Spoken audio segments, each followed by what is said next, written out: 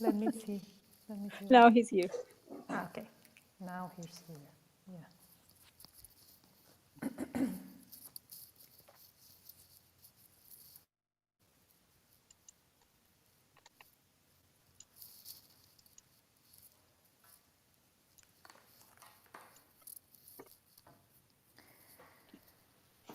Good morning, Tricia, Janine. What? Why did Janine leave?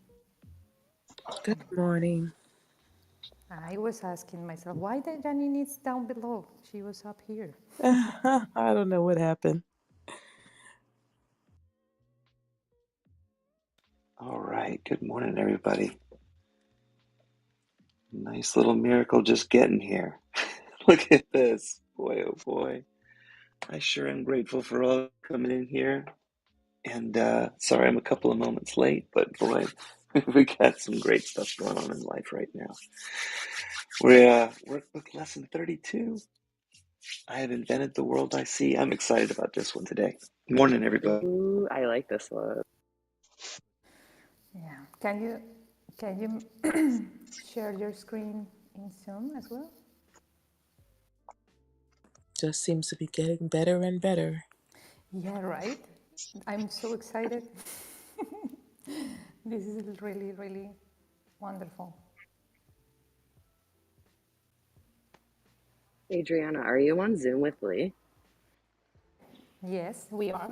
All Oh, is that's here already. awesome.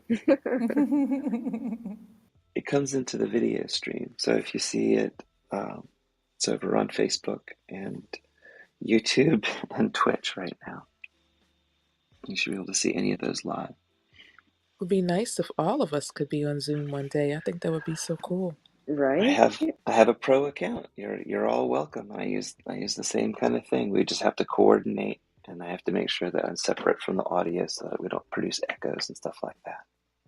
Maybe not in the mornings. We're barely able to coordinate what we do now. I'll be ready to read in just a moment.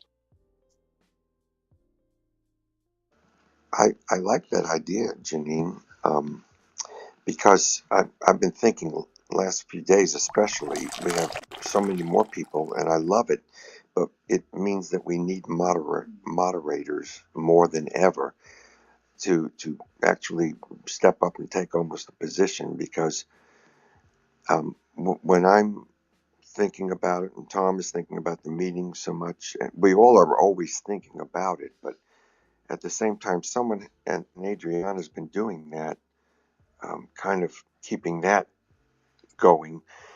Someone needs to be able to say if people are starting to talk over other people. Lee is the only exception who's allowed to do that so far, but because he does it with finesse. I mean, really, he does it very well. So I'm being a little anxious, but still, it's good, and I think we do.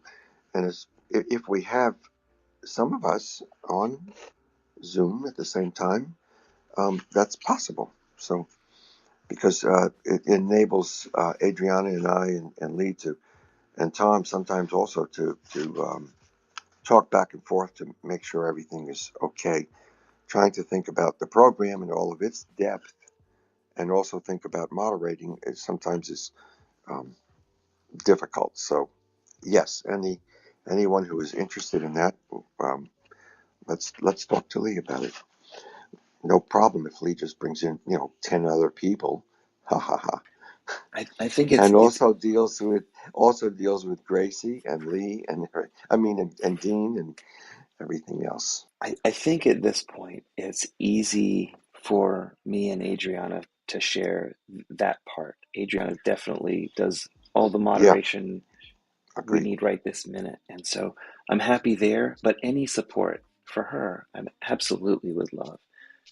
And I'm figuring out how to delegate. That's my hardest part, is that it's kind of mostly on my shoulders because I'm the one running the computers and I can't really share that.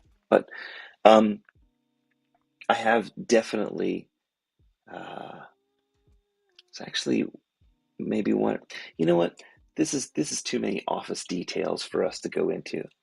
Let me just step back and go into the lesson. That's what I really want to do. We can talk about this stuff some other time.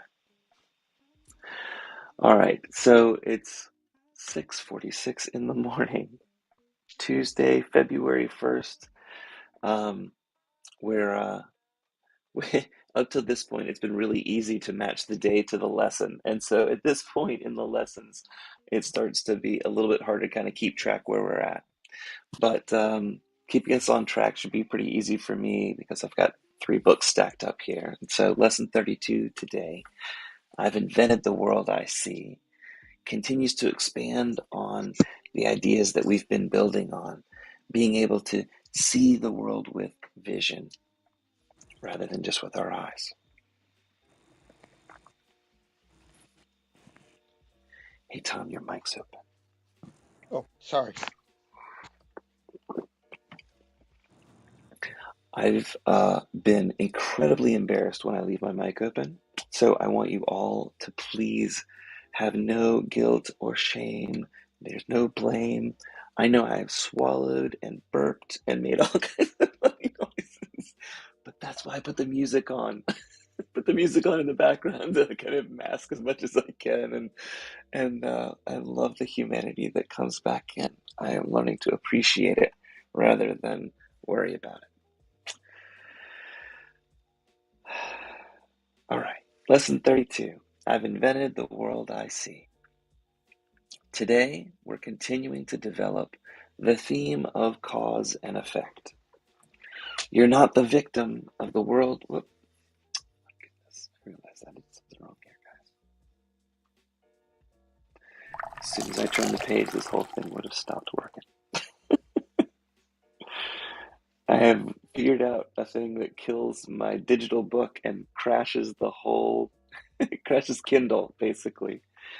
If I don't hit one button, and now I have.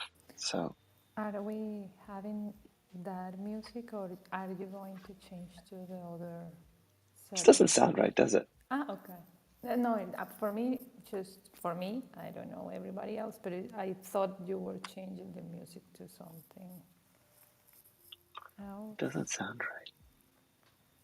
Let's try it this way. Well, Lee is a little bit louder than usual. Adriana is a little bit softer than usual. Not I'm a big trying to deal. talk, no, but I'm just trying to talk like slower, because when I do the replays, I hear myself to acknowledge my language and my tone. And there's sometimes when I go too higher, and at this time of the day in my house, everybody's asleep. We're I all get using this I feedback get system all pretty well. excited participating here, and I get too loud. Thanks, everybody. So live feedback. All this is good. I got the Thank you. music's right Thank you, now. Lee. Sure. It's a blessing. I have never had God dancing around in my life like he is now and guiding me through life. And it's so much easier to kind of figure out the heading, the direction that I'm sailing my ship. So I'm learning how to listen better, and you guys are helping me learn how to listen better. I'm just amazed at the difference that it makes. So I will take that blessing and get on to my job. I'm reading out of A Course in Miracles Workbook for Dummies. This is Tom Wakechild's book. We've got a list of the books that we have in our Facebook group, and there's a link up above. And I think I've probably set the stage over and over way too many times. I'm really, really grateful for you guys being here. See a lot of familiar faces, and I'm really grateful. Hey, Stella. Boy, it's good to see you too. Again, David, thank you guys for coming. All right. I've invented the world I see. Today, we are continuing to develop the theme of cause and effect. You're not the victim of the world you see because you invented the world you see. You can give up the world you see as easily as you made up the world you see. You will see this world that you made up, or not see it, as you wish. While you want to see this world you made up, you will see it. And when you don't want to see it anymore, that world will not be there for you to see. The idea for today that I've invented the world I see, like the preceding ones, applies to your inner and outer worlds, which are actually the same world. However, since you see your inner and outer worlds as different, the practice periods for today will again include two phases, one involving the world you see outside of you, and the other, the world you see in your mind. In today's exercises, try to introduce the thought that both your inner and outer worlds are in your own imagination. Hey, David, would you mind muting your mic? Thanks. Again, we'll begin the practice periods for the morning and evening by repeating the idea for today that I've invented the world I see 2 or 3 times while looking around at the world you see as outside of yourself. Then close your eyes and look around your inner world. Try to treat your inner and outer worlds both as equally as possible. Repeat the idea that I've invented the world I see, unhurriedly and as often as you wish, as you watch the images your imagination presents to your awareness.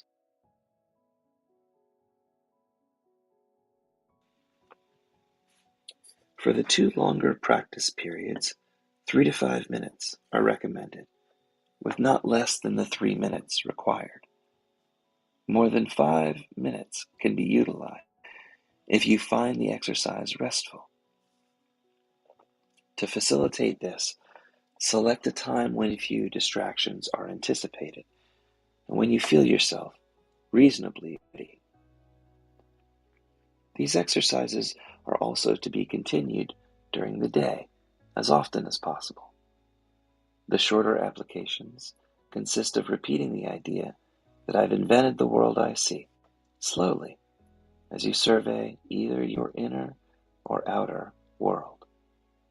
It does not matter which you choose.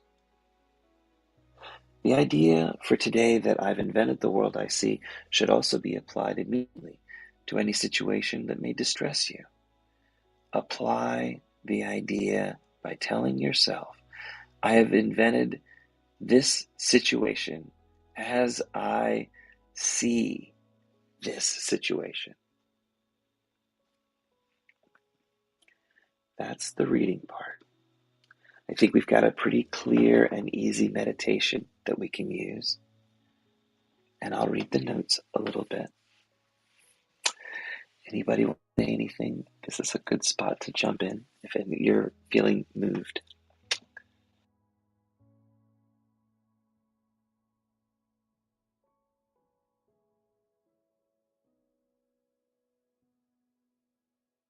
All right. I see this as as somebody uh, like the goofy pictures that we have seen of a director who is all about himself, and he's got a beret on, and there's a scene at the end of Blazing Saddles, which I have now for some reason mentioned 2 days in a row, I forget, Dom Dom DeLuise. DeLuise. Yeah, Dom DeLuise, with a beret, and he's trying to run the whole show, and he's got dancers, and he's got all of these different things going on, and there's horses and people running and all kinds of chaos, and it's hilarious to watch, and they run all over Hollywood, for gosh sakes. um, and it's what we do sometimes when there's chaos in our life. It's something that we just decided we wanted to experience for a while, and we can stop at any time, if we're interested in it. The key is to be able to see that we're making up this movie and then projecting it, and then we're seeing it. So we have invented what we're seeing in our life, which is exactly what this message is. And I see it like that so clearly sometimes, and I wonder, how in the world did I do this one? This scene should have been written out of the movie a long time ago. Yeah, So that's what's coming to mind, and it's a good way almost to lend some humor to the whole picture. I get it. I get it. It's funny how it's difficult to try and find a way to steer your ship, being guided by something that feels like it's beyond you. At least most of my life, it's felt like it's beyond me. I can't, on command, make God answer my prayer. And so it's definitely a new kind of listening for me. If anybody else has more clarity than me, I'd sure love to hear it. But at a moment's notice, I know that it's not a voice for me. It's a feeling. It's a knowing at a deeper level. And the more that I listen, that I feel like the clearer it gets. I hope I'm not fooling myself, is kind of the first thought that comes to mind after I say that, though. That's where I'm at. Well, it's kind of like writing a scene of this poor guy up in the movie who keeps praying, but God doesn't answer. Why isn't he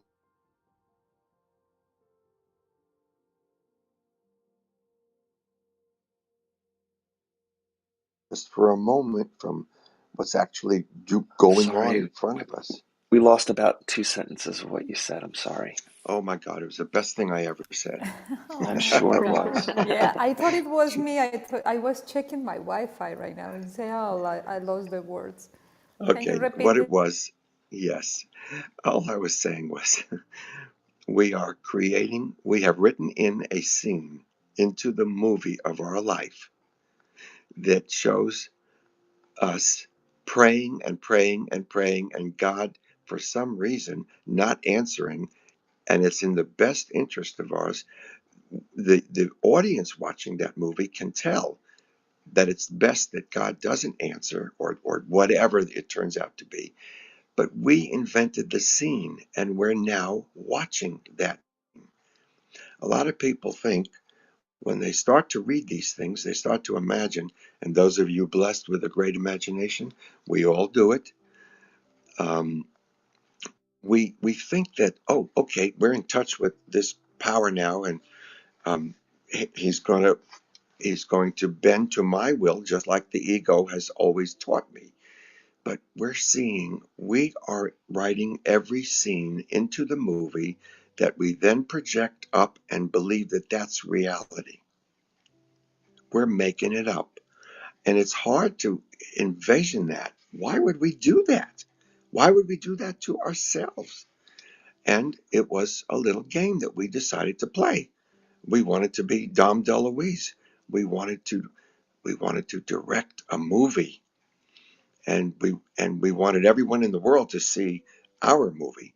Well, we see our movie. No one else really sees our movie that we created. We are the creators of our own movie. So that's what we just says here. It's not we just says here. I also have Okay. English as a second language, Adriana. Okay.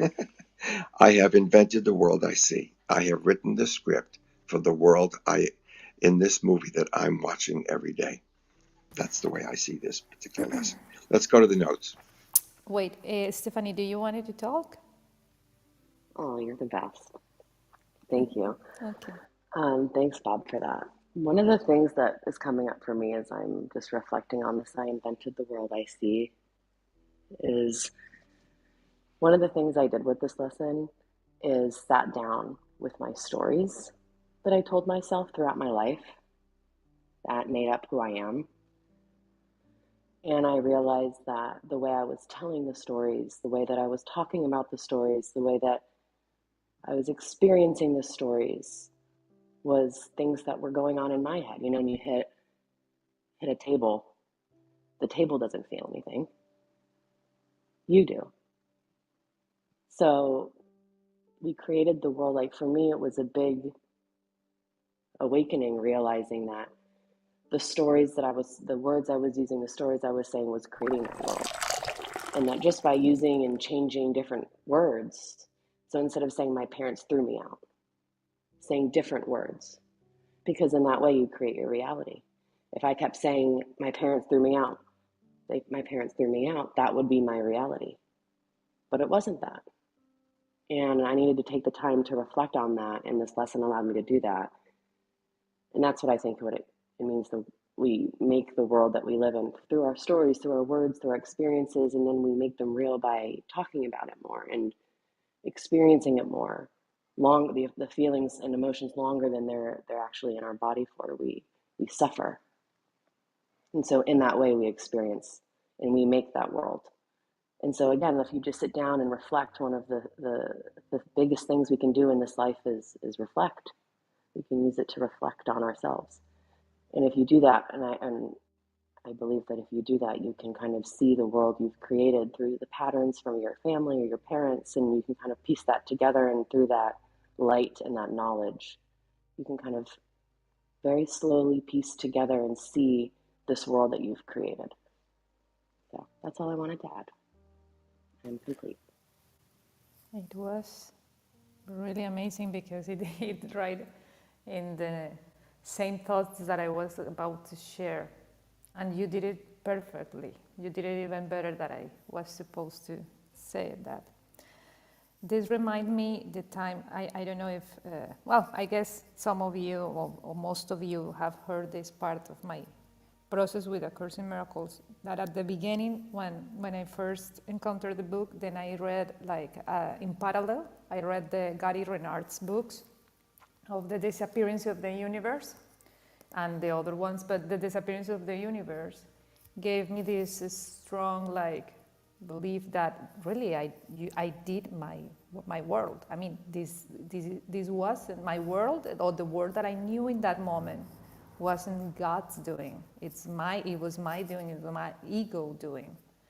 So when I realized that, I really had this overwhelming feeling that I needed to surrender it. It was for me like a toy. And then I said, I had a moment, it was such a clear moment in my mind. It was in the morning, I remember I was just starting my day.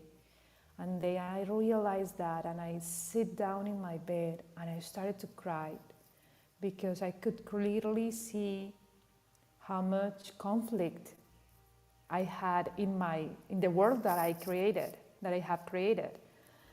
And I didn't want it to feel like that anymore. And now I could clearly see that it was just a learning lesson, and it was like this perfect toy that I thought it was fun to have, and it was fun to play with.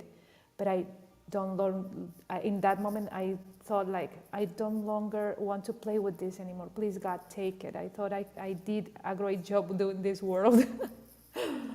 But I'm not happy, and I'm not at peace, and I don't want to feel like this anymore. And please take this world, God. I said to myself, and I started to cry, and then I laughed at myself for doing that, because I was saying, oh my God, this is so crazy. But I really felt like this feeling in my heart that, yes, Adriana, you did all this conflict, all this, oh my God, I'm getting emotional.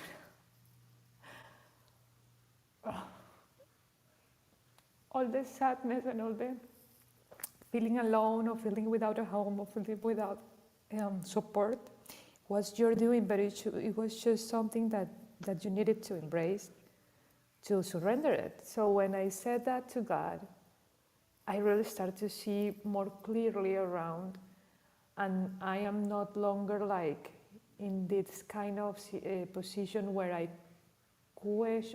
question outside instead of questioning myself first. I always this gave me the idea that, of course, the world that I'm living right now is part of my past process that has been projected in my reality.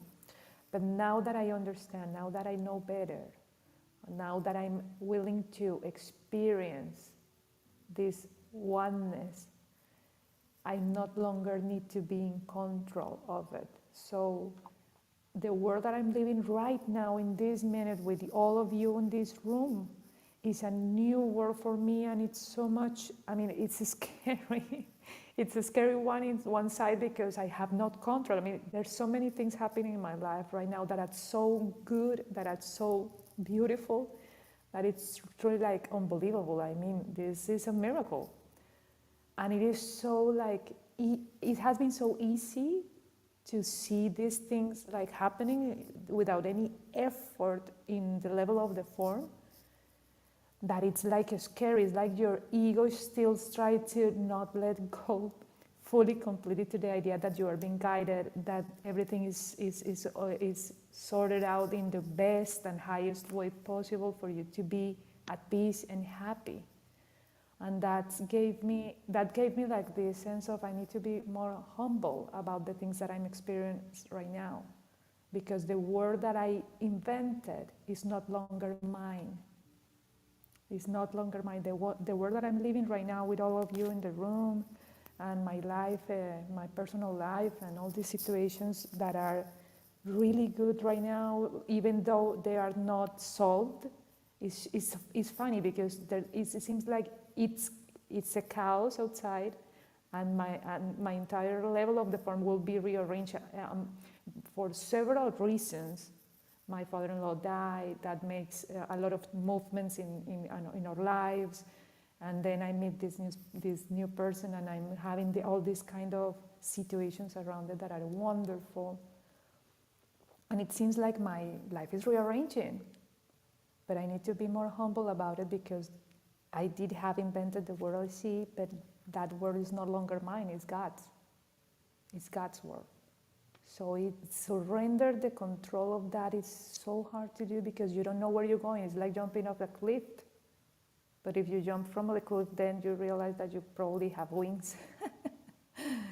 So I don't know. I just feel like today I'm feeling this huge. There's so many little things that have happened this week that I'm really feeling like I'm being guided, and I need to let go in that feeling. I mean, I need to trust. I need to have this faith. And it is easy because now my reality is giving me the clues more clearly, but it's scary because I'm no longer in control of it. That's my sharing. That's so beautiful, Adriana. And it's kind of like we wrote a script, and now we're seeing the first run of it on this projector. And we're saying, oh, God, will you please rewrite this script for me? And he's taking over the script. And it sounds beautiful what you're saying. And Lee is itching to read from the notes now, so we're going to let Right. her. Oh, I was going to Oh, comment. after Janine. Thank you, Adriana. That was so beautiful, such a beautiful share. And I'm right in the same space with you. It feels like, because I had a very similar revelation. It was just this sense of, yes, like Abraham Hicks talks about it, of letting go of the oars and going downstream. And you don't know where the boat's going, but I just got so exhausted with this fight of going upstream and paddling and figuring things out. And it just feels like, as I've surrendered, it's scary. Like you said, it's like jumping off a cliff, because now I don't know what's happening now that I've let go of control. And I have clear recognition. I see God in everything, as well as it's my mind creating things as well. And some things, as I examine them, seem ridiculous. I'm like, oh, well, I didn't have to do all that. I mean, even though it wasn't such a terrible thing.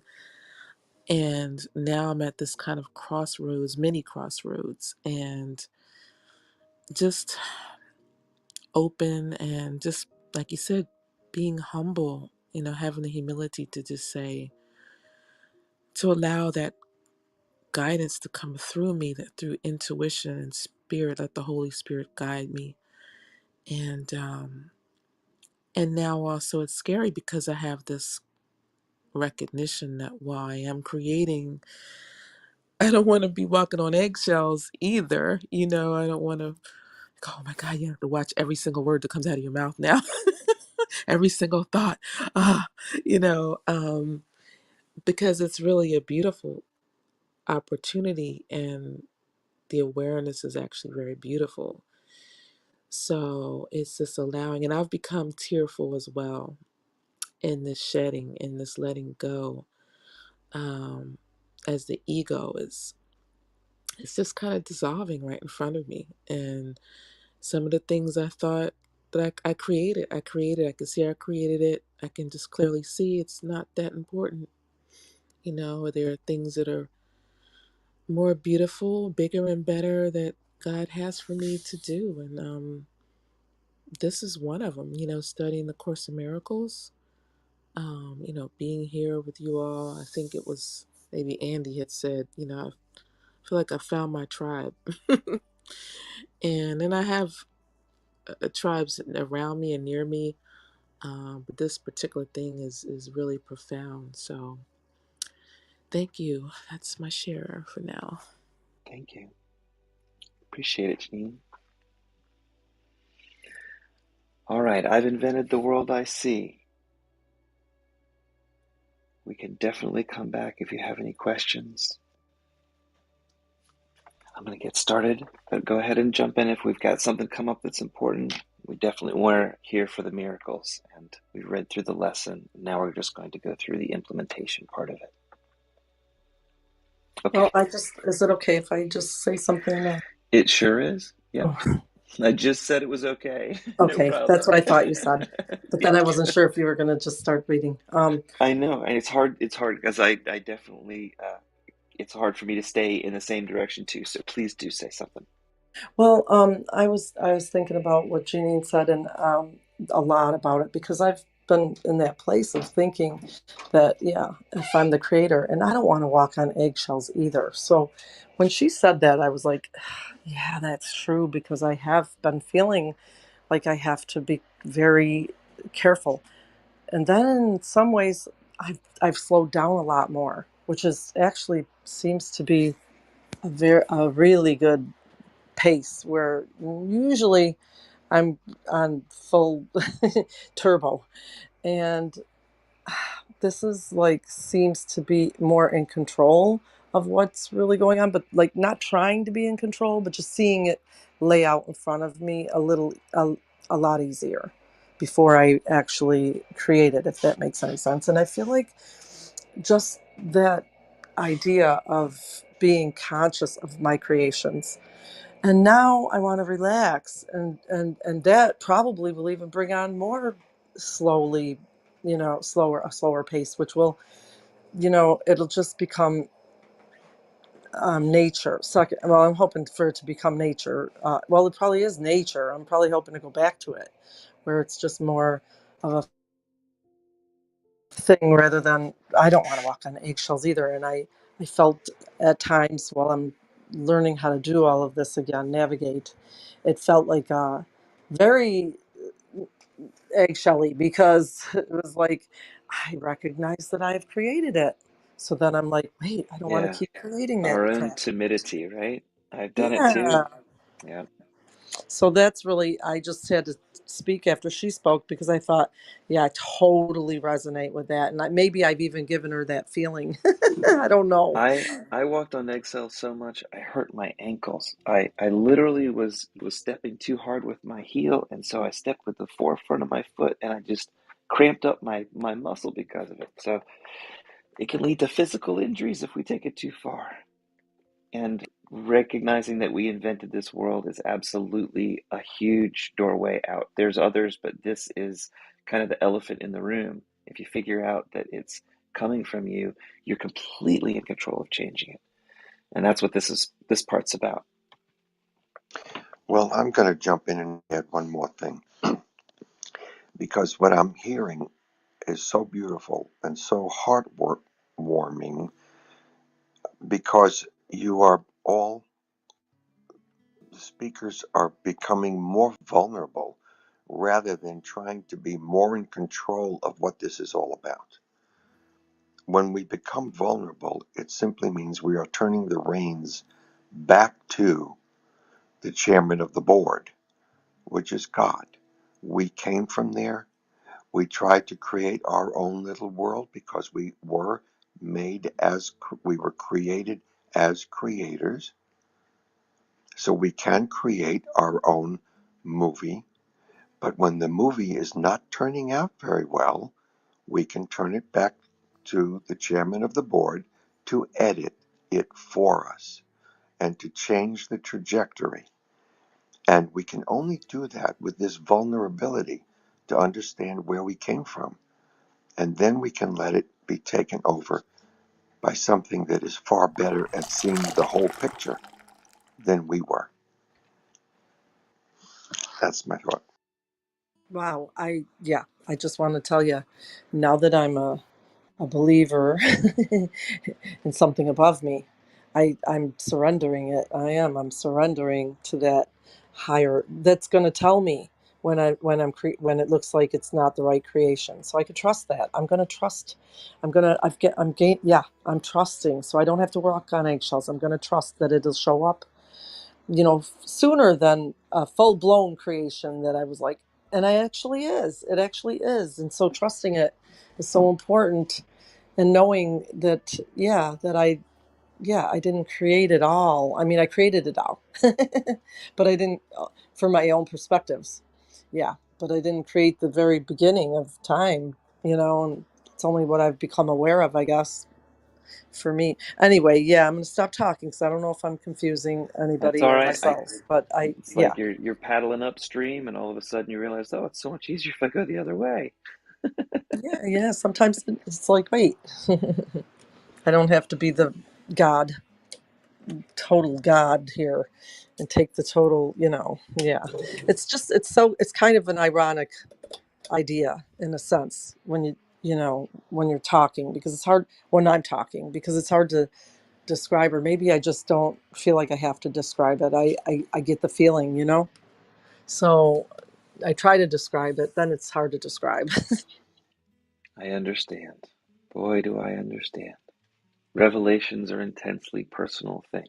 And so, as we try and describe them to others, they inherently fall short because our words are barely two-dimensional creatures trying to describe a fourth or fifth dimensional experience.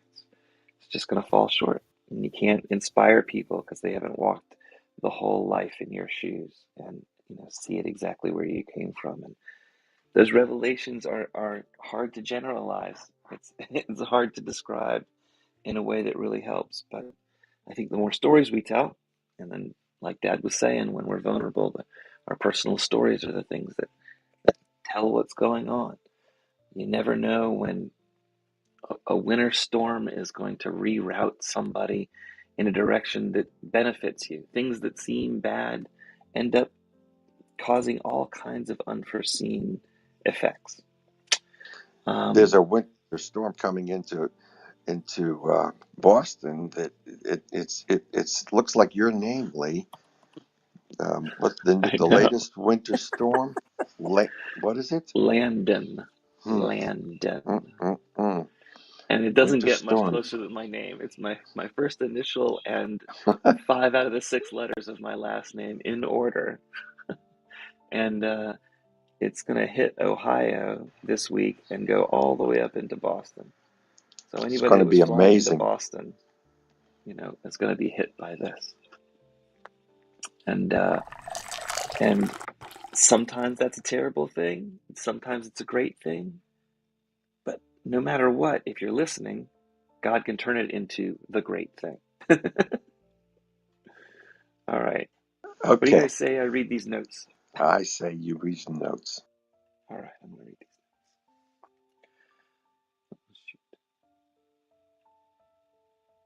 I have invented the world I see.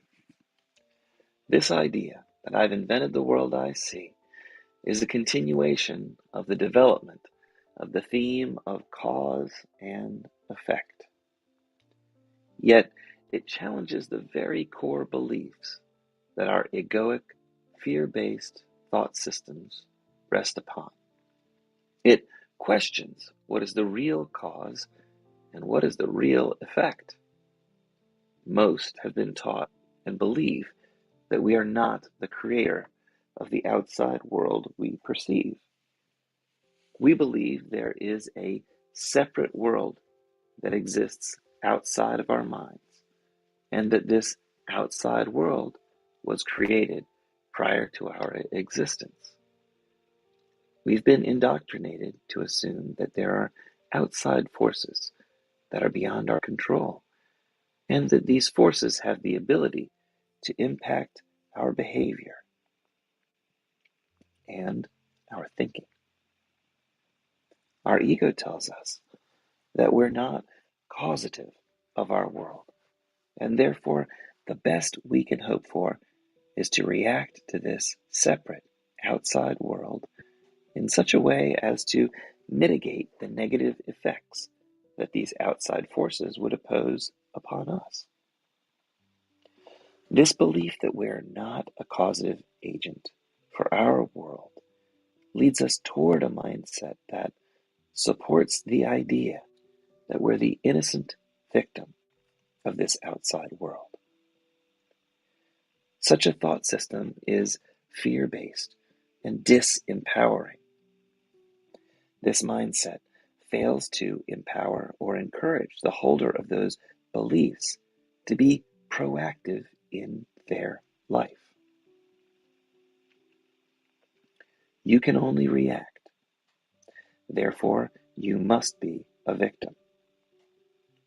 It's difficult to be the agent for change when you're told that you're a victim of circumstances and forces that are beyond your control.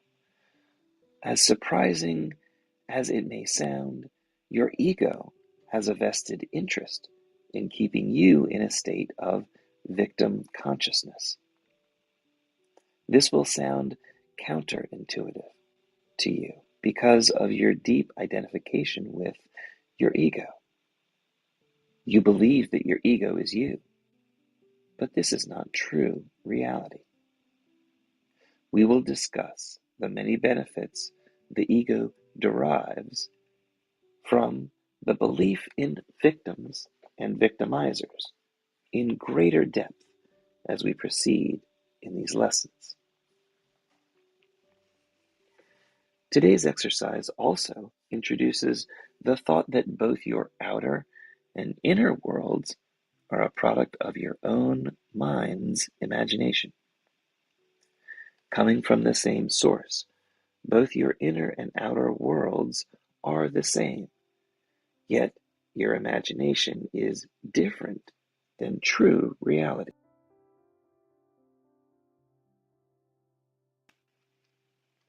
By now, you should be well acquainted with the idea that the world you perceive is your private world of individuated perception. It's your provisional reality because you believe it to be so. Thoughts raised to the level of belief are endowed by your mind's creative force to create your inner world that is then reflected in your outer world. Thoughts raised to the level of beliefs become the provisional reality of any mind that holds those same beliefs. Such imaginings or fantasies only cloud the mind of the believer. They have no ability to change the truth of who that person really is. You cannot be a victim of the world because your own mind invented the world that you see. Being your own world's cause, it's impossible for you to be the victim. Any wound or suffering must be self-inflicted. Psychologists and physiologists tell us our beliefs are pivotal in how we interrelate to our outside world. When you understand how perception works, it's easy to understand how we have invented the world we see. Our world is a storybook created from our own mind's beliefs, in which we are the star, director, and playwright. I'm going to jump in right here, Lee, while you're reading, because there's so much more as well. So many of you have seen these pictures of people who have on virtual reality goggles. And as an architect, I can tell you that what they're seeing in the goggles is a virtual reality that I could actually create, or I could, or they did create a world that has nothing to do with where they are standing in an office, let's say. And they can look at this in this goggle and see themselves in a quote, virtual reality. They're making it up and they can move in that space instead of where their feet are actually moving in the office. This is a relatively new technology from the 1990s that became available, that if Jesus tried to explain that 2,000 years ago, and he probably did, we couldn't have understood it. And even in 1965 and to 70, when this was all written, this example that I'm saying right now wasn't available. But this virtual reality means you have goggles on your head that you see yourself in a different space than the one you're standing in. And you can walk into walls, you can walk into people, you can walk off of cliffs if you're not watching where your feet are going. The reality, it's one level removed, but it gives you the idea, an understanding that you're creating something that doesn't really exist. You're seeing something in those goggles, but that's not where you are. Your feet are on the ground, or they're about to fall off a cliff, or anything like that. We have created this, and this is just a good example of how we can create a reality that doesn't really exist. We're seeing something, and we could swear this is what it is, but it's not really there. It's just in those goggles, transmitted digitally to the goggles. We made it up. And sometimes it's a good idea to take the goggles off. I'm just saying, Lee, I know you're wondering why I'm doing this, because it's just another example of how we create the world. We've invented it. I'm going to give it back to you now.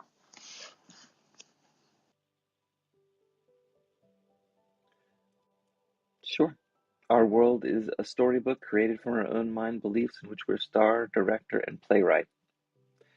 We're like watching a movie. Many examples as you need, no problem. We all appear to be legends within our own minds,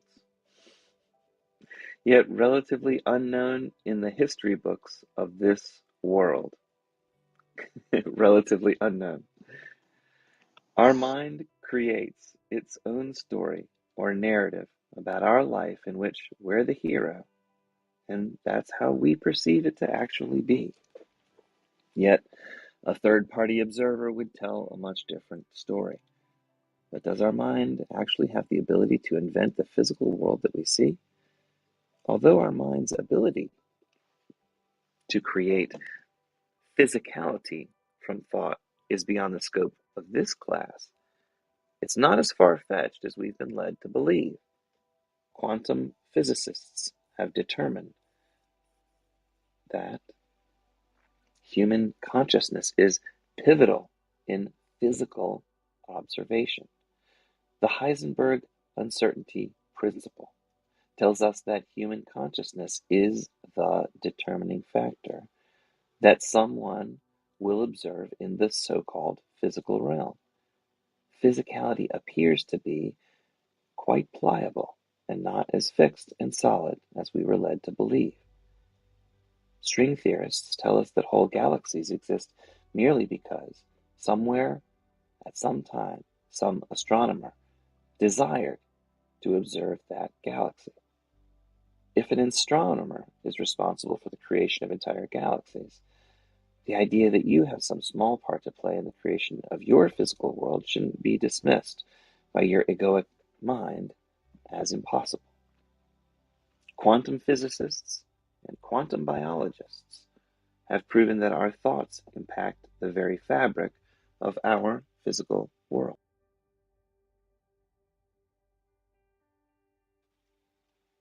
This lesson states that you will see the world that you made up as long as you wish to see it. When you no longer wish to see it, it will no longer be there for you to observe. This idea mirrors what the Heisenberg uncertainty principle tells us. Question: are you currently happy with your world as you see it? If not, what type of world would you prefer to see? What type of beliefs would be needed to support your new world vision? A side note here, a detailed discussion of the large body of scientific evidence that supports the power of our mind's thoughts to impact physical reality is beyond the scope of this class, but this information is covered in greater depth in the course Uncovering Your Default Beliefs class. And that is kind of a helpful thing to figure out how our default beliefs contribute to our reality. It's a great place to kind of start the conversation, I think.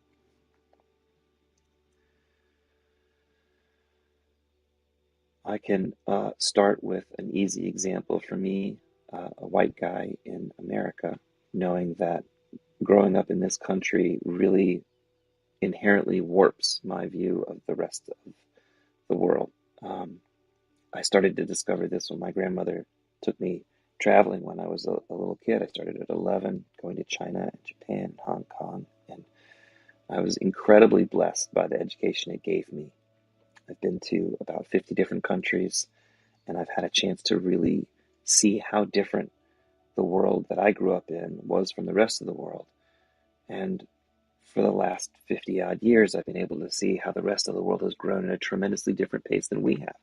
And it's opened my eyes, my travels opened my eyes to be able to really appreciate the differences where they came from. I went to China in the 80s, and guys, China is completely different now in amazing ways. And so, my appreciation of the rest of the world and of humanity as a whole was greatly impacted and increased by that. So I'm blessed. Would anybody else like to share anything? I was just going to say, in regards Yeah, to Tom. this world, uh, our senses are privy to so many different dimensions.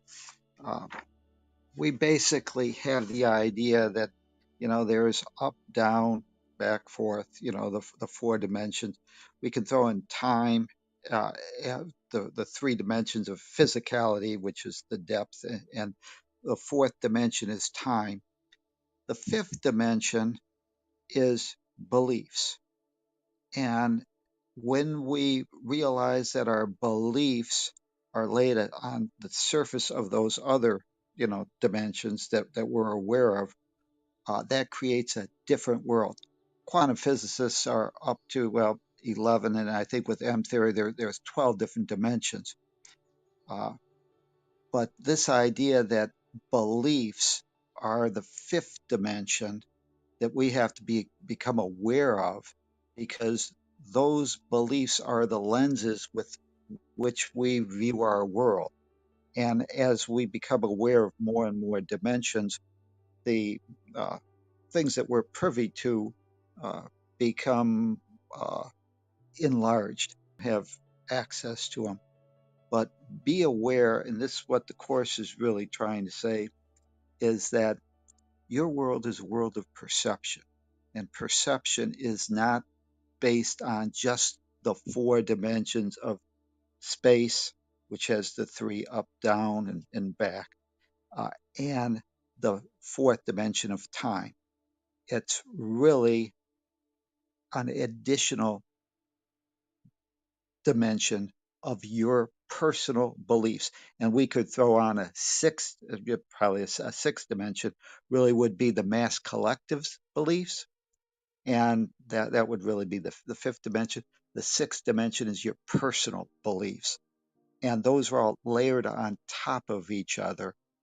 And that becomes what I'm going to call your provisional reality. And we're not really privy to all the dimensions that are out there, but uh, just be aware, whenever they were talking about the uh, world is has been invented, I have invented the world I see. That stops basically at the edge of the mass collective consciousness beliefs and our personal beliefs. But beyond that, our higher conscious, our superconscious, if you want to call God, whatever you want to call this higher power, that is privy to additional dimensions. And that's why a lot of times we think we don't control all aspects of everything, but just be aware that our beliefs have tremendous power to influence how we interact with our world. So that's fine. I'm set. Thanks, Oh, Tom. thank you. Want to say thank you for that, Tom. Sure thing. Sean, did you want to say something? Sure. Yeah, I was going to say, in my travels around the world, what I've realized is that, we're all very much the same. We really are at our core. And, I think that it's undoubtable that we came from the same source, and you mentioned quantum physics. I think this, the explanation of the Big Bang, right? Everything was together and then boom, it separated out and created planets and, all that.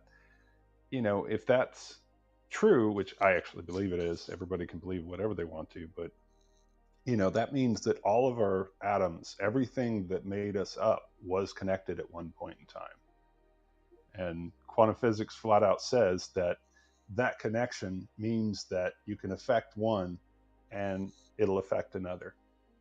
And, it's kind of hard with that kind of connection, that literal scientific explanation of our connection, that we are connected. We are each other. When I talk to somebody around the world, we were connected at one point. And I think that that's unmistakable when, we run into somebody and we feel a connection. I think that it goes back farther than we would even understand. And love you guys. Take care. Quantum, not that we wouldn't, make this a class on quantum physics, but anyways, there's this notion of quantum entanglement, which says that everything is interconnected, and as soon as one thing happens, everything else is aware of that happening and react in accordance to it. So this idea that we're connected is something that they wondered about. Now they've pretty much proven the idea that quantum entanglement exists. Well, I think that's very relevant to what we're speaking about, really, in fact, because it's about the energies, right? And the energies being traveling, and we don't, they're the fastest, thought has Faster than light. energy. Yes. Yeah, and it's just really important to understand that just little old me can throw a smile, and I know it can travel because when it gives that energy to somebody or gives it to me, I then, pass it on.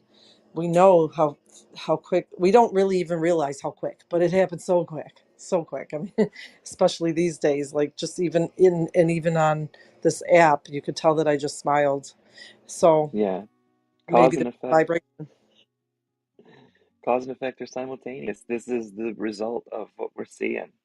I'm so glad you guys are here with us. Lilia, it's wonderful to see you. Thank you guys for joining us today. It's about 7:41. We're on workbook lesson number 32. I've invented the world I see, which is why quantum entanglement kind of came up, because we've now, so much later on than this book was written, we have proof that it is the truth. If you want scientific proof, we've got that now. You don't have to rely just on faith, but faith was enough for us the whole time, because this truth was true no matter what. Now we just can use it more practically. I was going to add something. Or is Louisa, were you going to say something? I thought she was unmiked. It's okay, go ahead. I was going to say, like you, Lee, I have my upbringing was very interesting in that, both my parents were blue collar, but I'm an only child. Yet, because my mother's vision for me, she sent me to private school. She didn't want me in the local public schools. So I was afforded with opportunities that a lot of kids didn't have around me, like, going skiing, horseback riding, because she sent me to certain camps every summer. She didn't want me, running up and down the street, like some children were doing. And it really opened up my worldview. So it's always been different than a lot of people that I grew up with. And as I got older, it had its interesting challenges. And then as I went into the world, when I went to college, um, I realized the world doesn't necessarily see me the way I see myself. They see me as a Black woman, and they had this set image a lot of times about the way a Black woman behaves or should be. And it was very frustrating, because I never saw myself or labeled myself as a Black woman. I'm a woman. I'm a beautiful person, individual. And so navigating the world, and then of course the whole man woman thing, the way the dating world, that's a whole nother thing. So you find that there are these different belief systems, and your people will try to put you in these groups, and then naturally your mind starts to go along with these things, thinking, well, the world is telling me this is what I am, so how do I deal with this thing within these limitations they're placing me in? And then even within my own family, even though my parents allowed me, or, opened my world for me by providing these opportunities, my own mother's fears kind of clipped my wings, because even though she gave me wings, she didn't want me flying too far. It's like, all right, Janine, you can do this, but not that kind of thing, Yeah. So then there was that box. And then, so then I felt my world shrinking. And, of course, doing the things that society says I should do, the getting married, having the kids, and had a beautiful life. Don't get me wrong, beautiful husband and all this stuff. And then you're learning through the Course in Miracles. I'm learning through the Course in Miracles. Wow, all these things were, you know, partly the world, but it's also my world. Because I co-created with the world and society on some of these things. I didn't necessarily have to agree. And you see some people who bravely, boldly do not agree, and they just go out and do.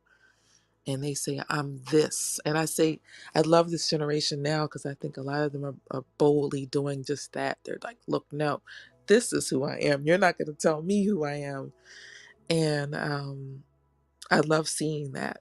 And so, letting all these labels and beliefs other people put on me go and dissolve is, at this time in my life, um, it's interesting, to say the least. So that's all I want to say. When you label, you limit. So um, a lot of times when we're brought up, and we need to realize that there is a battle over who gets to determine your own self identity. Do I get to do it? Or is society and the labels that have been placed on me through my parents, society, my religions, my peers, those labels, do they become my identity? And as a young person, as a child, we're very susceptible to suggestions from our authority figures, from our peers, because we really don't have our own self identity that's been developed personally, and it's given to us. So whenever or I'm told that I'm stupid, okay, I don't have any reason to object to that or belief that someone, my parents, for example, would tell me those things if they were not true. So I just accept that. And those become the limiting factors on my life. And I start seeing myself as limited. So we have to be aware and start questioning as we get older.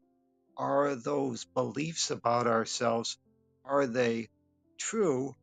But the first question we have to ask probably is not are they true, but do they serve us? Because once we understand how the power of our mind and what psychologists are telling us, we start realizing that when I change those beliefs, what were supposedly my physical limitations, those tend to be not that set in stone. They tend to be very flexible as my beliefs about myself change, my possibilities change. So just be aware that we've all been a product of our environment, and it's been, spoken, today of various people's experiences.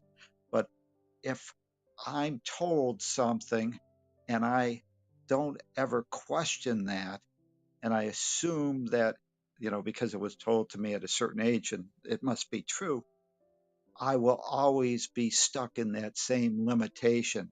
And one of the things that our society tells us is that we are an effect of outside forces beyond our control, and that uh, we therefore can only react to these circumstances rather than change them or question them. So a lot of times whenever we talk about beliefs and talk about core beliefs, those core beliefs are things that we generally just assume that are true about ourselves. I'm stupid, and that's how I continue to operate. I never question the belief. Was that a true statement? Is that a fact? Or uh, so just be aware. And what the course is really going to try and give us as we go through these lessons, I think, well, I know, is a new impression of what you really are. And if you can embrace or uh, accept that, to give yourself permission to entertain a new idea about yourself, uh, because of the way beliefs work, you'll start seeing and having experiences that confirm those new beliefs. And as we confirm those new beliefs that we are God's beloved child, that we are part of that oneness of all, that God didn't create any junk, that we really are at a higher level, perfect, whole, and complete, then we start accepting those things as new possibilities. And we talked a little bit about science, but earlier on, and Bob mentioned 2,000 years ago, they didn't have words to explain some of these possibilities. But so we had to rely on revelation, which was a personal experience. We had revelation that told us that perhaps we are one, or that God is unconditional love. But now we've got science that's also tending to verify what those mystics were always saying, that God is unconditional love, that somehow we're connected. And so we don't just have to rely on revelation. We can actually look at this. And the course is going to open up our eyes, I think, and give us personal experiences that will demonstrate that we are causative in our world and we're not innocent victim of outside circumstances beyond our control. Thank you. I love that, Tom. That was perfectly said. And I'm right there with you and I'm at the stage of now what? Because I think the first half of my life was just that, being defined by society and other people's ideas. And now that I've released it, I'm standing kind of at the edge of the ocean and saying, now what? And I'm ready for whatever. I've dropped so many layers, and Course in Miracles is so just exciting, and but I'm right there. That was beautiful. Thank you, Tom. Luisa, it's about Yeah, to share something. Okay. thank you. Yeah, I was having trouble with my headphones. So I want to share something related with today's lesson, and I think Adriana can relate as fellow Colombian, and maybe some of you as well, but I don't know until which degree, because we come from a country that has been help me with polarized. Help me with that. Yeah. Polarized. Yeah. Yes, Polarized. polarized. Um, and a little bit less now than before. We had the former president, who was Álvaro Uribe.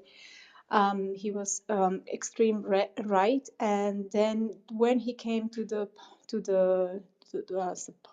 presidency, the country was divided in two, literally. Like, if you were supporting him, you were very bad person, or very good, depending in which band you were. But it was like living in two different worlds. And so I think this lesson, it's really related with everything, but it can be very applicable to all what is related with culture, society, and the social differences that we are creating. And so maybe you had it before with the former president of the United States as well, like you were for that president. So it was like a clear differentiation between good and bad, and everything. You couldn't open in Colombia, you couldn't really had any free of speech or thought, because you could not really, yeah, it was even dangerous to express your thoughts about something. So we invented that. We invented with the politicians, that all politicians are bad. And so I want to share a project that I was cousin of mine created this company or NGO or this organization that is in Spanish is called Depende de mí. So it depends on me. And it's giving back the power to the people and say, it's depending on you. The future you create, your present, depends on you. It's not depending on the government, because we used to do that a lot in our country. Everybody was saying, oh, they were blaming the country, the government for everything. Oh, we don't have money, that's the government. We are in war, that's the country, that's the government. We are in peace, that's the government. So nobody was really taking responsibility. So this is also about taking responsibility and knowing that it is not your country, it is not your culture, it is not your president, it is not even your father or your mother. It is you. And we gotta stop inventing the world that we are seeing, or at least not stopping, but at least getting aware and having consciousness of what we see and what we tend and what we learn from our family and from our culture is just a lie. And it's just having this. It's getting the power back. I think it's just stepping into our own humanity and saying this depends on me, and I want to see the truth. I'm open for it. So thank you. I just wanted to share that. And then one last thing. Sorry, one last thing. I just a little story, anecdote. How you call it in English? I don't know. A story. You When got I it. was living, when I was living in Switzerland, I was 17 years old, and it was the beginning of the year 90s. So it was a very difficult period for Colombians outside Colombia, because if you were a Colombian outside Colombian, you were a narco trafficant, or you were a family of Escobar, or you were consuming drugs. One of the two. You Exactly. were not And just there's still that kind of perception outside we in some have that. parts. Yeah, we have that. It's been like isn't. I mean, it has been less of that experience, but there's still like this Yes, that's the shadow. So it's just people is just inventing because they are seeing some guy in the news. They that's the thing that they believe that everybody is like that. So I had to go through terrible experiences just by having a Colombian passport back by then. I don't have a Colombian passport anymore, but I back then I had to take out my shoes on the um, airports, and they were opening them with knives just to see if I didn't have just to see, no, for the security that was not carrying. 17 years old, and they thought I was carrying cocaine just because I was Colombian. So this is also an invitation for us to take out all the stigmas and ideas we have from one from one culture or the other. Yeah. So this is all what I wanted to say. Thank you. That is a wonderful choice, and I thank you as a Colombian fellow. I thank you. I thank you. I always, when somebody approaches me and said, and for my accent here in Mexico, says, "Oh, you're Colombian," the first thought that it came to my mind is, and now you're gonna tell me that you have watched Narcos, that you have watched this kind of series in TV, or that whatever. Because every time that somebody said that in the past to me, they always said like things like that, or made a funny joke about me having contact with drugs or something. But that the funny thing is that as I move forward with my spirituality, then the encounters that I got in that same context revealed me something different. For example, when my friend, the one that gave me the gift of A Course in Miracles, when she approached me, we were in a party and I was talking to other mom, and she heard my voice and she just tapped my shoulder and she said, "Oh, you're Colombian." And my mind went, "Now you're gonna tell me." And then that's funny because I just came back from a workshop from an author that I really love, that it's Gary Renard, and it's blah, blah, blah. And she started to say like right away and in that experience, they had, he had like two friends that are from Colombia that are so wonderful, so kind, and I was, oh my God, this is so beautiful. And that's how she connected with me, because of my accent. And by that time, when she appeared in my life, I had already begun. It was May, and I was at that year, since January, I was really starting to get in touch again with my spirituality, with my conflicts with my father, in order for me to move around my conflicts with my ex-husband. And she appeared, and she was like this huge, a new experience of myself, in fact, because now that she gave me this gift of A Course in Miracles, my life really was upside down for the better. I mean, it was a complete reversion of thoughts that are giving me like the huge experience of my life, that I'm being one with God. So it's beautiful what you shared, Luisa, because that And is here we are, two Colombians in two this room. Colombians in this room, yeah.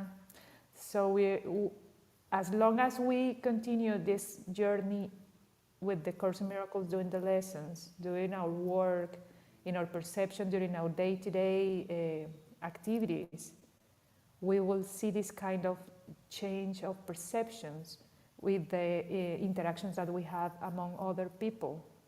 Because the only thing that we can control is ourselves.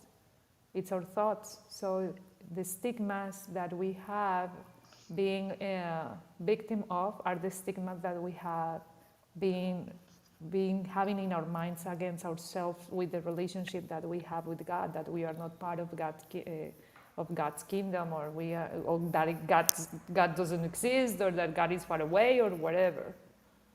And He is not. He is in every single one of us, and in every single thing that you see in this world, only if you surrender it. So I wanted to share that. Thank you, Luisa, for saying that. Thank you. In the last week, we have gone from, in this very room, talking about ourselves as the workers, all of the people who are sewing the whatever the garments are in this big sweatshop. We've gone from being workers and worried about what this person's thinking about us and what that person's thinking about us to become managers so that we're in charge of some of these workers to say, hey, nobody's worrying about you. We just have to, we want to do this, do this, do this, blah, blah, blah. And then we started talking about being an executive where we make decisions and then the workers carry out those decisions that we make. They need to produce so many garments in a certain period of time or something like that. And from that point, we become, as we are executives, where we make these decisions, we don't worry about it because the chairman of the board, God, is watching over us as well. And he may make, she may make, it may make some further adjustments in the garments that are coming out of this shop. But being an executive is what we're talking about right now, the executive of our life. And the best way I know to explain the feelings of that is to say there's two questions that were written many years ago. I don't remember, maybe Tom will remember who did it, or Lilia, or someone who said this. If not me, who? If not now, when? This is when we look inside ourselves. We know that we now have the power to be able to make changes. And we ask ourselves, if not me, who? If not now, when? And one last thing, when the story is written and the movie comes out in the future, we're not going to be doing what they do these days. All of the movies tell us, follow the money, you'll know what went wrong. The new history will be follow the heart, follow your heart, follow your vision, and you'll see this is going to be a better world a lot sooner than you thought. And we just have to keep that kind of vision that it's getting better because we are in touch with more and more of the real thing that runs this existence that we're in, instead of putting our little stories in instead. So this is a great lesson. Each one builds on stuff before. Lee, I think there's still some couple of questions in the text to ask. Nope, nope, I read them all. Can you read them again? Sure.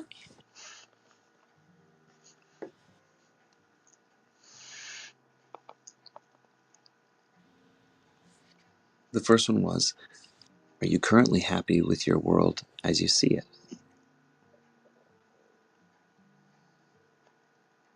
The second one's, what type of world would you prefer to see?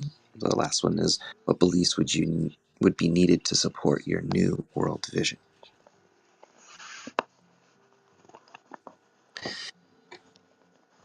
And I think each of these have their own sprouts that could lead off in different directions.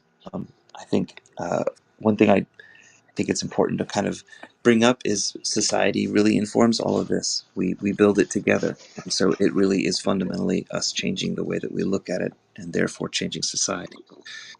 We caused enough trauma to make February Black History Month.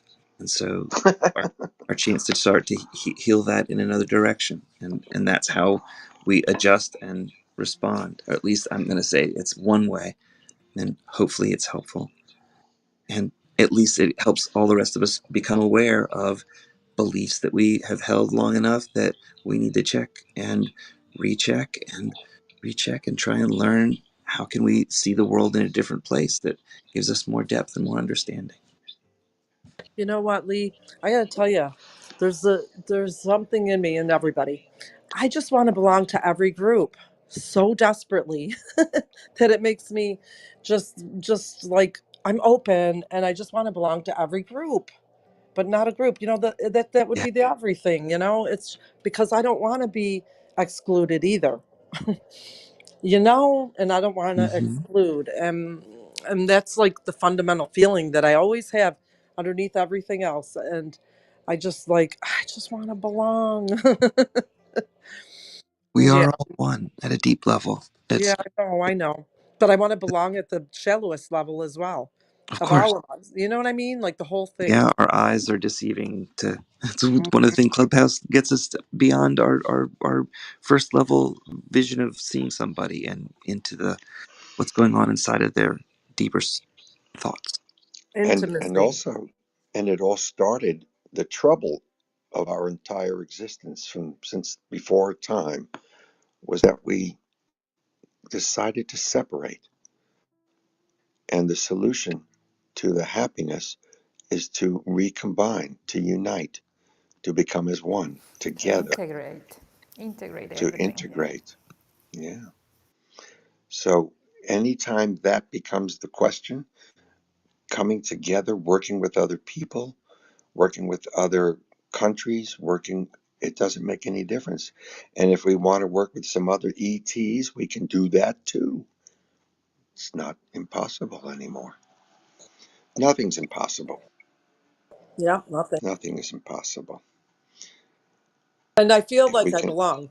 Don't get me wrong, but it was like it's just been at the very base of everything like about me since I can remember that that I just, at the core of the desire was to belong, to be heard, to be seen, to see and be seen. Well, you have been Andy for sure, no doubt about yeah, and I love the horses too. Those are beautiful Yeah, horses in thank the you. snow. Very beautiful, and I'm very lucky. I don't have these horses. I was lived on a horse ranch and back when I was a teenager. Yeah, and in Colorado. I've had some real amazing experiences with nature and animals. So I feel very blessed about that because nature, of course, is what we are, and it just brings us back to ourselves more. I just wanted to say something about the belonging that, there's this phrase, a sense of belonging, right? It's not spoken as a fact. I belong or don't belong. And, for me, the sense is up to me, right? The sense is, do I feel connected to others? And, that reaching out and being part of groups like this, or, having people you could talk to, or being in social situations, whether you believe in church, whether you believe in donating your time, there are places that don't require you to be in a certain social class or have certain social skills. It's just, there are places that you can show up and belong, and there are places that you can show up and contribute. And that, for me, when I'm not feeling fulfillment in my life, if I'm willing to step back and give others fulfillment, my life fills up. Yeah, you know what? And then what I noticed is it's like a belonging is like when you feel like you're in that other person's heart. There's an intimate connection, heart to heart connection, and that's it. You belong. But like there are experiences of shutting my own experiences of shutting people out or being shut out. And yeah, I don't want to see those anymore. So the point is that opening up um, continues to unfold and open up into each other's hearts and become and have that intimacy with others, and that is like my proof that that I do belong. Yeah, in fact, return to a homeland was something that we spoke in a few days ago with Bob and Lee. Well, the thing is that I realized that having a home is not like having. I mean, I always thought that having a home, because I never had one like property owned by my name. I have always lived in several places as the life has taken me, and I never owned a home. I never could. I never could feel like I'm at home because there was always like some kind of conflict around that concept, and I never get the feeling that I was at home. So returning to a homeland it was really like the search of my life. Then I found this, this exactly thing that I'm living right now. And I realized that having a home is not owning a property or being from a country. It's just like the realization that we need to be honest with ourselves and share the content of our hearts and without any judgment involved in order to feel at ease. I mean, being at home is be honest with ourselves and share the content of our hearts without any judgment involved to feel at ease. And that will always be forever now my new concept of having a home, because that released me from the physical, from the level of the form, the physical need to have or only own something physical, because the physical level of the form will be just managed in order for me to have that space where I can feel free to share the content of my heart and feel at ease. And that could be any place I want. It could be Mexico, Colombia, US, whatever it is. But Because Adriana, you just gave us the whole meaning of home is where the heart is. yeah, I do know. I mean, I do know now. I never was so certain about it, and now I'm certain about it. And that it's a huge difference when you have like the theory in your head, and then when you experience it with your heart, that is strong sense that through communication, sharing, and be like vulnerable, you can feel at home because you're connecting with the source, with the power source of everything that is in the level of the form. So you will feel at ease if you can lower your barriers and let the light go through you. So I don't know, it's just a beautiful realization that I'm having with this experience with all of you. It's amazing that you just said that, because now is when the synchronicities start to happen. Tom was talking before about what happens in the fifth dimension, and he was talking about the beliefs, and I look at it as the fifth dimension is light, and as you said light just now, Adriana, I was thinking about homecoming is lighting up our hearts. The idea of a homecoming is the idea of coming back to where we all started from. We started in our hearts with certain beliefs, what Tom calls the fifth dimension, what I call light. And all of this becomes enlightening to us. We remember the way it could be when we let our hearts run the executive position that we have been put in. And we listen to the heart to know what decisions to make now or later. We're not timid anymore about making decisions. If not me, who is going to make this decision to enlighten and to engage my heart in it? If not now, when? Am I going to wait, or can I do it now? Oh, I can't do it now. Maybe in 2 weeks, maybe tomorrow. Whenever it's going to be, we start to engage as an executive over our life, using the beliefs that we have, being vulnerable when it's appropriate, because out in the world that we see outside, it's not always a good idea to be too vulnerable. But right here in this little home that we have, each morning we're here to be able to allow people to be vulnerable, and to engage with each other's hearts when appropriate, and just to believe. And this book, we're only up to lesson, as I said yesterday, lesson 31. Today we're up to lesson 32. And there's, here we go again. We got 365 altogether. So we're just getting started. Just think of what's going to be happening here. We hope you'll all come back again tomorrow. Hey, Anytime, 6:30 we start. Back to you, Lee. thanks, Papa. Marcy, you were on deck. Go ahead. Thank you. Um, the last two people who have spoken directly to me. I am shaking right now because one, I'm new to Clubhouse. Two, I'm new to speaking my truth. And the whole thing about synchronicities and being vulnerable and no judgment, it speaking from your heart and not judgment was just speaking to me because as I was sitting here thinking that I wanted to share, I wanted to put myself out there, I was thinking that one of the reasons I don't speak or that I'm afraid to speak or afraid of the way I speak is because there's always judgment mixed in there for me.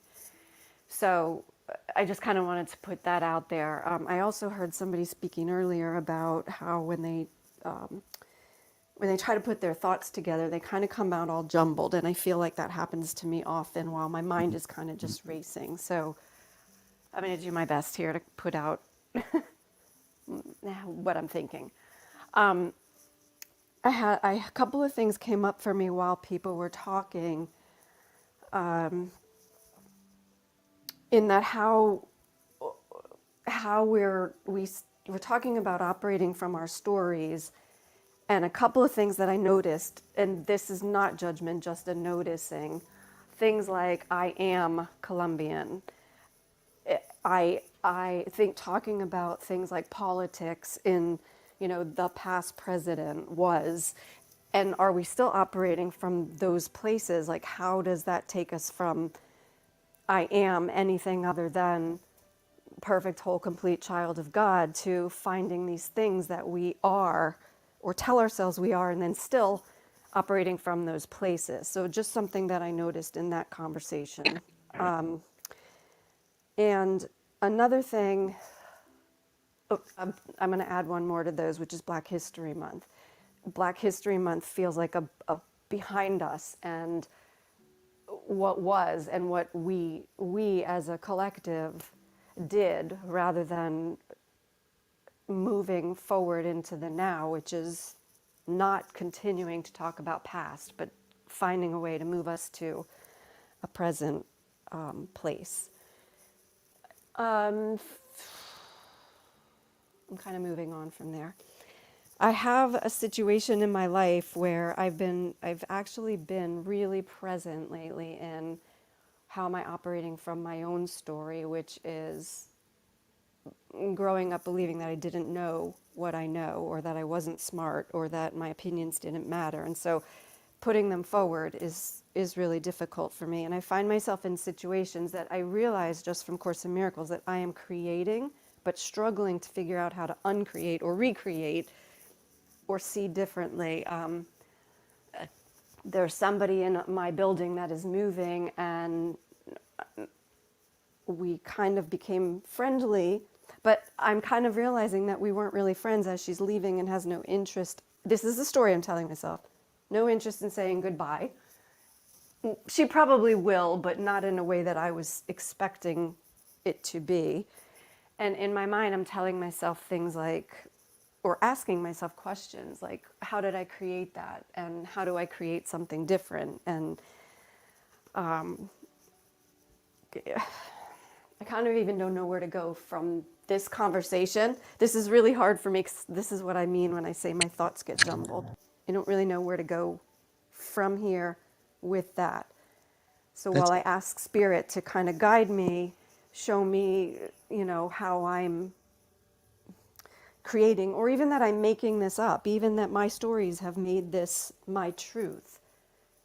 How do you make the stories different? I mean, do you just tell yourself the story is different? Do you just keep telling yourself until you think it's true, or until you believe it, or until what? I'm kind of like, that's the space I'm in. Welcome And I, home, and perfect and complete as you are. There's nothing that needs to change. If God accepts you the way we are, and we're trying to be in that same resonance, that same space, we need to be the same. Thank you. Thank you for letting me share. can I, Which is oh, okay. another way. Go ahead, Sorry. Adriana. No, it's just that, Marcy, welcome.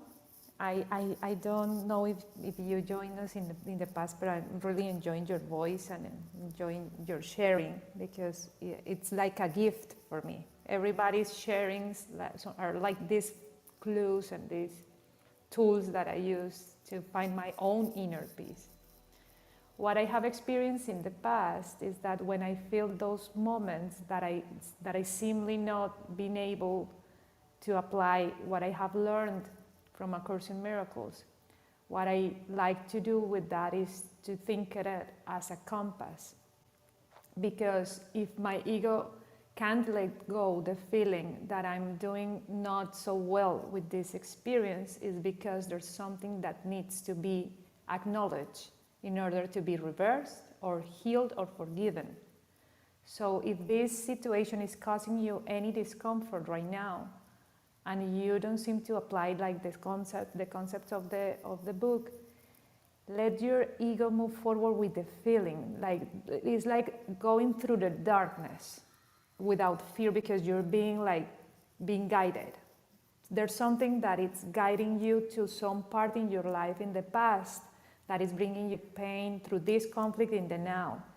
So if you review your experience in the past, how many times you have felt through other kind of situations that feeling that you are being let alone, without being taken care of, or without being acknowledged that you are there and you deserve like a closure of something.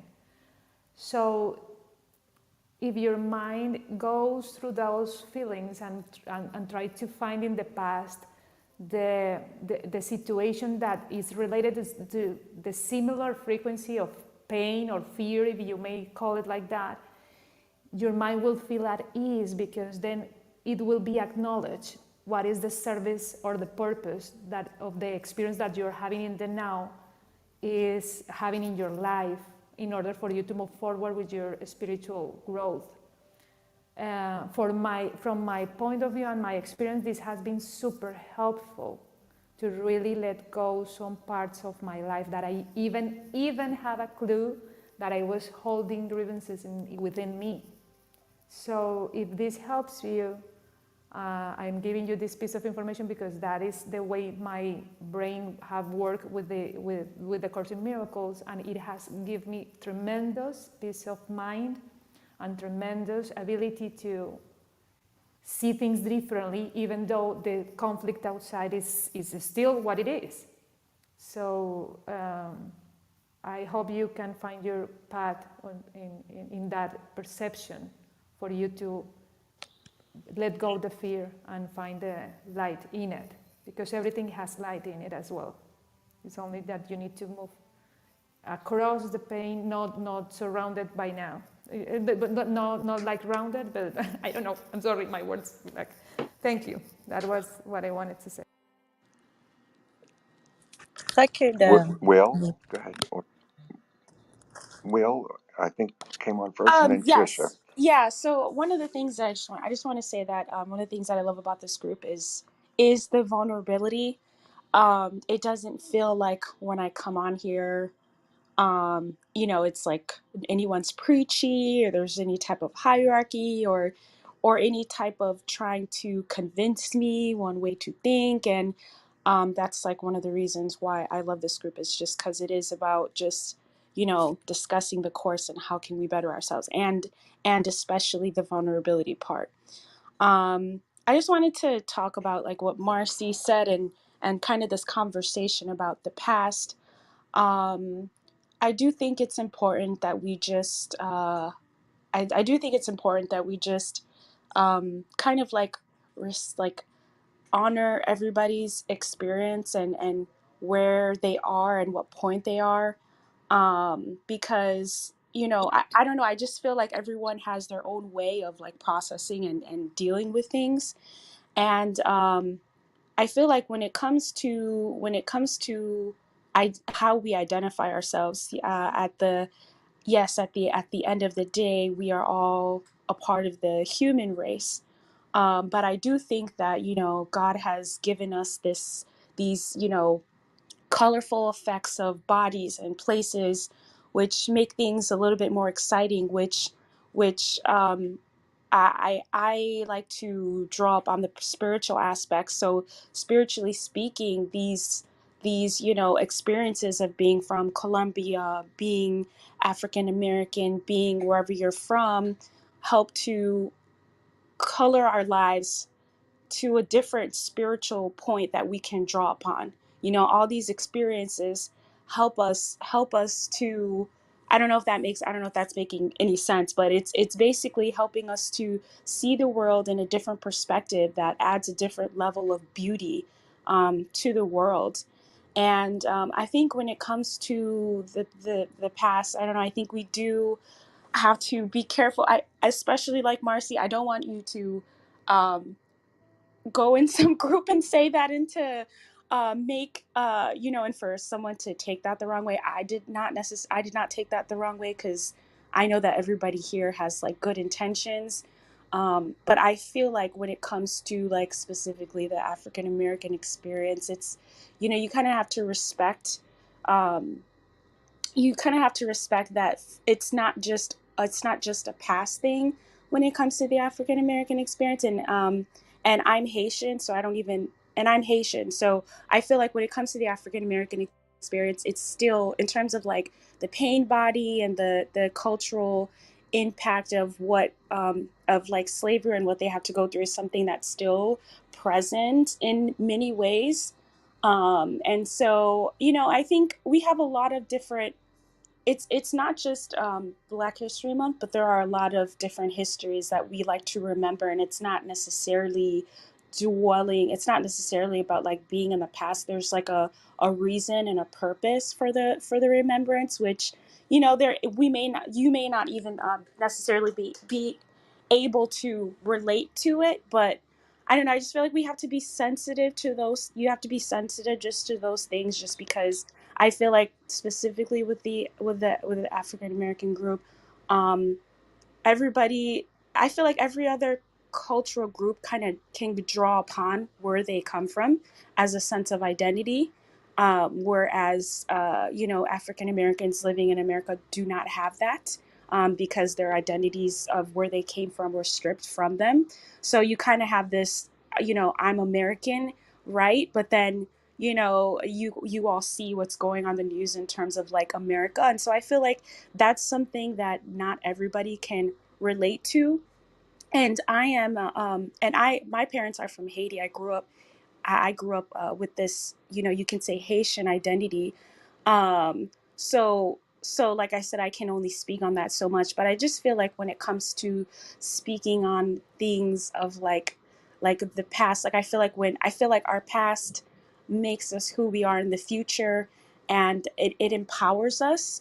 And, you know, we can all choose how we want to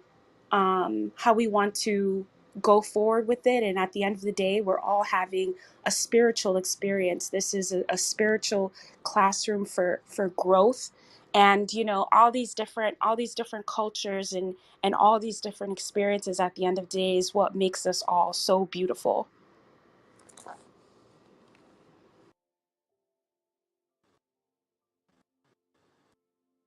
Thank you, Will. Appreciate that. I thought that was really, really beautiful, Will. And if I may piggyback on that, I don't know if I could say it much better than you said it, but I know for me as an African American, culturally, I am an American. I mean, I've done the Ancestry.com. I have genetics from West Africa, and I grew up here. My parents, my grandparents, and so I feel this is my country. So in terms of the way I look at, for example, Black History Month, I choose to look at in all history. I look at it. I pull from it, like you said, lessons. I pull from it. We're supposed to learn from it, but there are a lot of things in it that are about celebration. For example, there are a lot of inventions from by African Americans that were overlooked in the past by mainstream America. So it is important to highlight their inventions, our contributions, um, the beauty of it as we celebrate the beauty in other cultures. And I think having that month should highlight that. Um, Yeah, all the positives. Thank you. yeah, I don't think it's meant to be a stain. You know what I mean? I think maybe the broader culture may see it as like, oh, I don't want to be reminded of the horror of it. Just like nobody wants to be reminded of the Holocaust and the horror of it, but yet there were lessons and growth and things that came from it for Yeah. humanity. When we listen to anybody, just listen to Dr. Martin Luther King. His speeches were just phenomenal for anyone to listen to. They go through your body. I just get ooh when I listen to his Mm-hmm. what comes through him. He was so anointed, so powerful. So I feel that's the purpose in having that. And yes, there's a lot of things that people are still going through, and it's interesting as a Black woman. I feel sometimes fringe because I come from a place of I don't consider myself Christian per se, and a large majority of us consider us Christian. And if I open my mouth and say some of the things we say here, I'm looked at as kind of what's wrong with you or kind of weird. But that's changing. Uh, that's we're shifting, I think, as a group, and even though we're all connected, kind of like what you were alluding to, Will, is that we all have our different perspectives and different origins, and it is all coming together. We're all beginning, I think, to see each other and each other's beauty more clearly, and more. All our different points are connecting. And thank you. Could I, And of I, course, I'm sorry. Go ahead. I just want to add that I respect, honor, and value everything, all of it. Everyone's journey, the past, the experiences, where we are in the present. It's all here for us. I just want to say that my only intention, or I guess of saying what I said, was just in a noticing of where are we using these things from the past, the stories, the perceptions even that we have all created collectively to empower us and or as victims. And that's just to continue in victimhood. And that is not specific to anyone, any race, any culture, anything. That's just in general. So I just wanted to put that out. It was not a judgment on any of it. Thank you. Marcy, I heard you, Marcy. I did. I heard you. I just want to say, I heard what you were trying to say was that when we identify with anything, we're separating, period. Yeah, Anything. yeah, So yes. I heard you, honey. I did. I didn't take it as a judgment at all. I just wanted to highlight it as a celebration when you look at, Black History Month. That's all I was trying to get at. Thank you. Me either, Marcy. Oh, Yeah, you're also, I didn't mean to make sorry, Bob. I just didn't mean to say I heard you. I heard you like no one else heard her. But I definitely yeah, know that that's the purpose of this ACIM is to undo the undo our identities that we, you know what I mean? Just to undo it. Undo our to come undone. We got to come undone. I think it's all beautiful. I hope everyone sees that we're all tripping over ourselves to make sure that no one feels that they cannot or are not a part of all of us here. If you see something here, you hear something here, and you want to be a part of this, that's all it is. It's heart to heart. And now I'm going to tell you something. I've told you different parts of this story, but it seems appropriate at this point. Um, yes, the Holocaust is something that the Jewish people have to remember, and I was born and raised an Orthodox Jew. Slavery is something that we all have to remember because I'm an American, and we don't forget it. And it's when people forget or don't even know how it happened or if it happened, and coming into There are people right now in Germany who are carrying swastikas. It's nuts. Now, that's a criticism, yes, and I'll stand on it. Having said that, I can tell you that because of this very book that we read every day, I am now in a position in Liberia, which is very close, not visually, but we're connected with Liberia in many ways. We had a president, Monroe, and because of the things he did, good or bad, judged by different people, Monrovia is the capital of Liberia. I'm working with people, with tribe chieftains, with other people to help them mine the incredible riches that exist below their feet in Liberia that has not been mined, and to help them create a whole new country, which is the first country that is going to be celebrating a bicentennial in the continent of Africa. For 200 years now, they have been Liberia. No other country comes, well, they're coming close, but they're not there.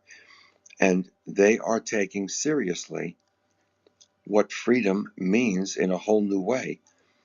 And I'm finding myself, I fell into this, but all of a sudden, as an architect, I seem to fit in to this group of people that are working assiduously right now to be able to mine the tremendous value of the minerals that are in the ground and be able to self-supportingly recreate their own country.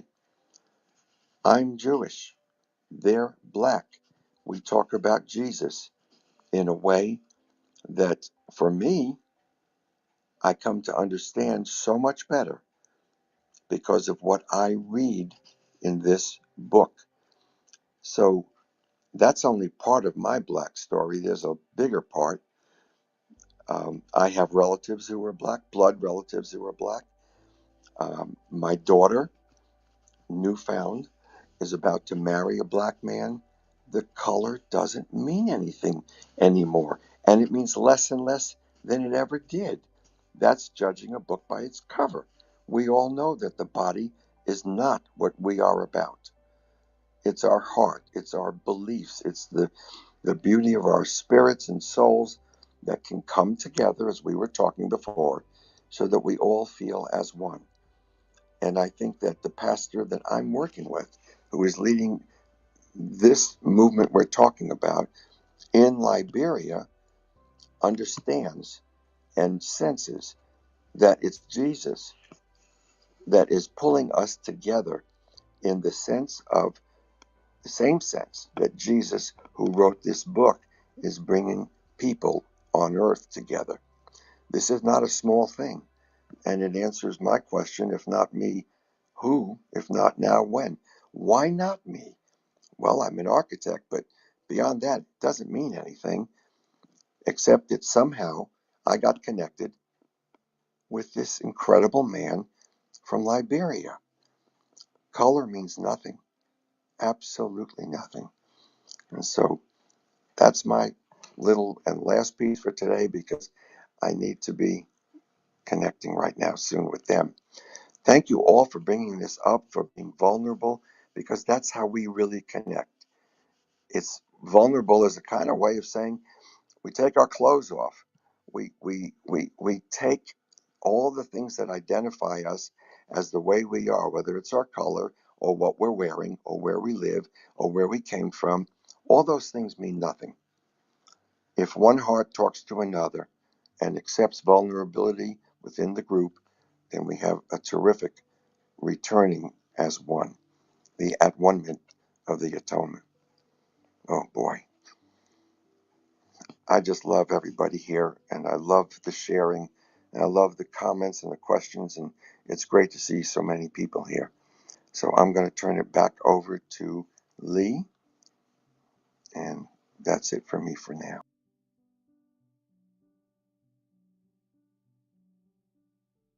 Well, I appreciate that. Lee, I'm sorry. It's just that Estela is Yeah. raising her hand. I'm sorry. I wasn't paying attention. Stella, I did send you an invite if you want to come up. I'm sorry that I didn't see it before, my friend. It's okay. And I got a back channel from her, and I definitely want her as part of this conversation too. The workbook lesson we've worked on today is I've invented the world I see. And so the last little piece I want to put in there is that I want to do our little meditation Vera, and do a version of that ven a first. saludarme. Woo. Good morning, everyone. Hi, Stella. Thank you. No, hi, Michelle. Yes. What do you want to say? Oh, I'm sorry. I muted. I'm taking my mom to her appointment. I'm sorry. I didn't mean to unmute, but thank you everybody for everything. I love you all. Wonderful. Thanks. I know we circle around. I know you guys know how grateful we are. So thank you so much, Stella. If I'm ready to be quiet, if you're ready to share. Oh, hey, hey, hey. Good morning, everybody. I absolutely love this room. I love this conversation. I love A Course in Miracles. This lesson that you guys are on is very interesting, and it's an opportunity to kind of look at some of the things in my personal curriculum, some of my beliefs, some of my feelings about the past, and this is this like about the second time or the third time I've come in this room and the issue of race has come up. And I didn't have an opportunity to really gather my thoughts and my feelings. I think I've kind of been afraid of my feelings. You know, trying to be a Course in Miracles practitioner, trying to make sure that I don't offend anyone and still be true to myself, you know, because that's what happens a lot of times. That's what's been happening to me a lot. You Yeah. know, being a Course in Miracles practitioner, trying not to offend other people, trying not to do what I have learned to be called projection, you know, project guilt. You know, I've been told that that's what we do. you know, you know that we project guilt and how, you know, everything is a projection. Everything is a projection, you know, and but you know, living in this world, so it's a really heavy, heavy, heavy curriculum. And like I said, I've been listening. I've been listening to some people, just as Marcy has been listening, and other people in here have been listening. I've been listening too, you know, and I'm realizing that I guess depending on our past, right, we hear things differently. And what's the truth? Like, what's the truth? What is the truth? I'm here for the truth, right? I lived in this country for many years, and I've seen, and there is a history, documented history of what has happened racially in this country. It's a documented history. But then I come to A Course in Miracles and I'm being told that none of that happened. So this is a heavy course that I'm embarking on. This is a heavy course that I have elected to be a part of. So that means I have some willingness. I have some willingness to see things differently. And and to be here is an honor, I want to say. It's an honor to be with so many people from different backgrounds.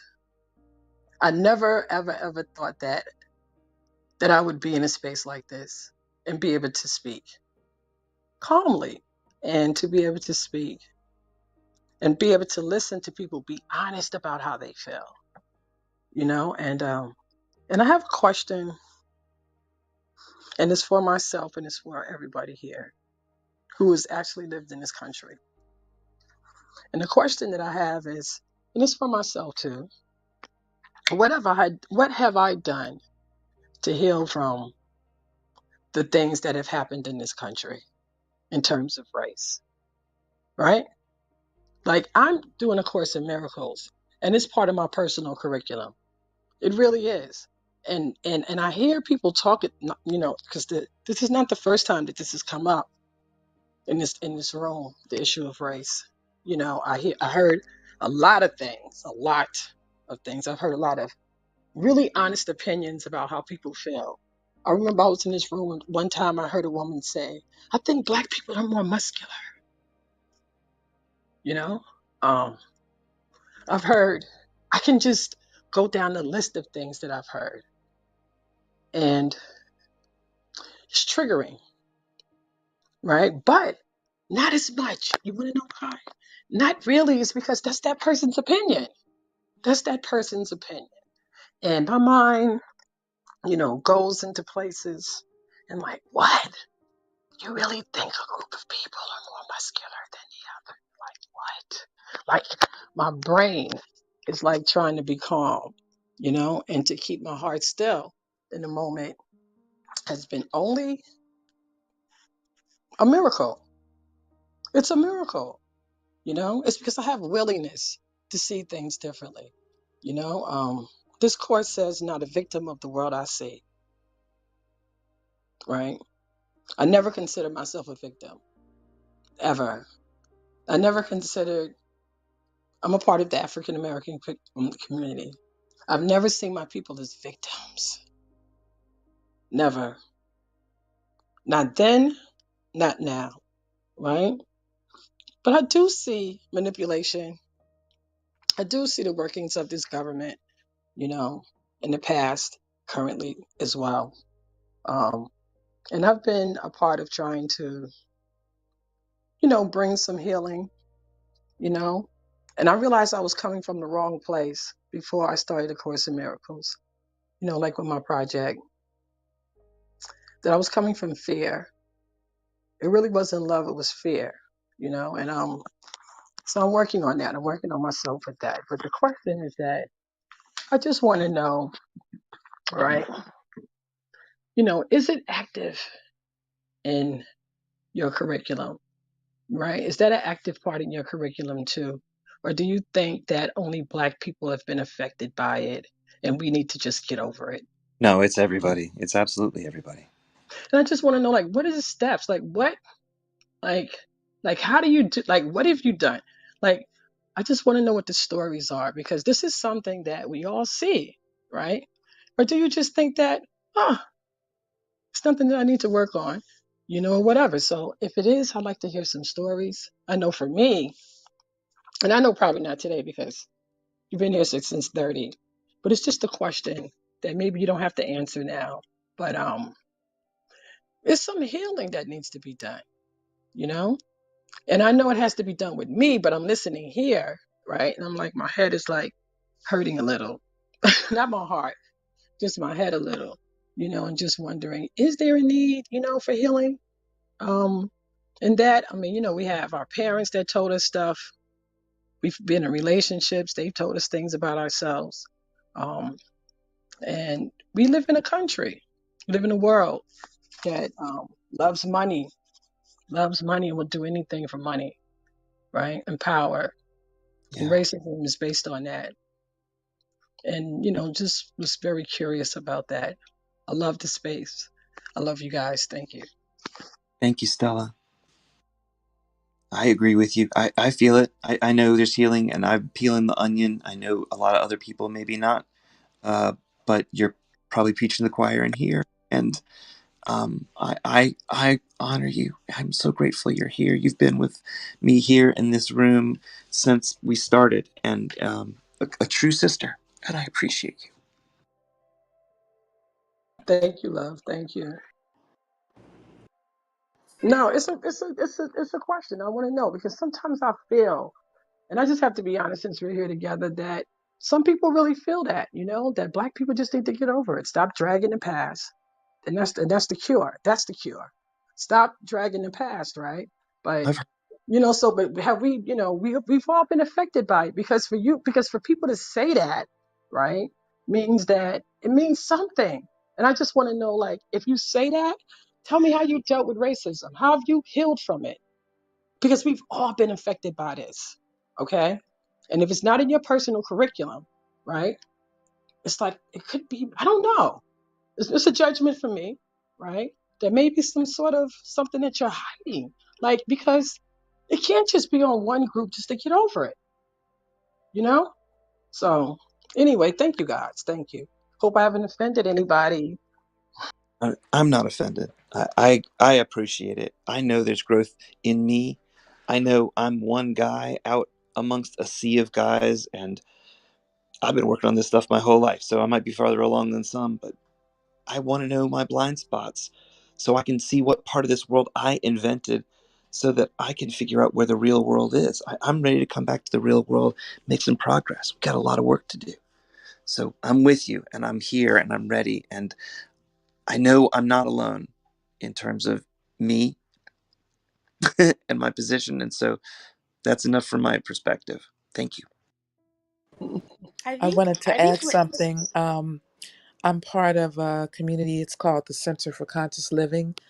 It is interracial group of metaphysical people. And during the Black Lives Matter challenges of 2020 and all that, we opened conversations, direct conversations about healing. Um, and it was very, very interesting. And I think it's in these grassroots direct conversations is where we heal. It's that's where the shift is going to happen. But it's everybody just like you, Stella, willing to be really, really open. And yeah, that's what I think. But it has begun. I've experienced those conversations, and actually, I'm with Keller Williams Realty, and they actually had some conversation. I was shocked that it came down because everything comes from the top a lot of times, and they opened up conversations uh, about as real estate as it regards to being I'm an agent, a realtor, I can't think of the name of it, steering, not steering, being neutral in terms of real estate, and also ideas and ideals that exist in people's minds. And I was really shocked that we were having those conversations in the context of such a huge company like that. So it's happening. Thank you, Yeah, that's, Stella. something I really appreciate what you said, and I just want to be very clear. I'm not talking about on the level of form. I'm not talking about healing on a level of form, of like what you can actually do to physically to give to us, right? Because it has to happen on a level of mind first. Yeah, I You think have to, that you it have to was mind stand. for sure. It Yeah, was mind. Yeah, it was yeah, mind. Our minds meeting and yeah. peeling That's through those beautiful. layers. Yeah, like really looking at how has it affected you? Has it affected you? You know? Um, yeah, because I think it has. And people who I know, from my community, we see it. We see how it's been affected. First of all, just a complete denial of it, that it even exists. To me, it's like something, it points to something, you know. And these little comments and things that we get offended by and we say it's racist, right? you know, and I know, that people don't understand that, when we say it, you know, because it's subtle, it's insidious. It's sick. It's sick, you know? So yeah, not on the level of form. And thank you, Janae. Thank you for sharing that. And that sounds like a beautiful organization. Thank you. You're welcome. And I experienced personally, everyone is not on the same page, obviously. I think when there's healing, it's exponential. It spreads. I guess at the individual level, it can feel slow, but I believe spiritually there is an awakening in this area. I know I witnessed it in people in those groups, and white people who were in the groups who cried, some of them, because they didn't realize how that their thinking was erroneous, you know. And I witnessed that, and I feel that's where it's going to happen, in these conversations. But yeah. Same revelations we're talking about here. These are the same revelations, intensely personal and growth focused. So that's why I want them. I hope others feel the same way. But I really, really appreciate your sharing.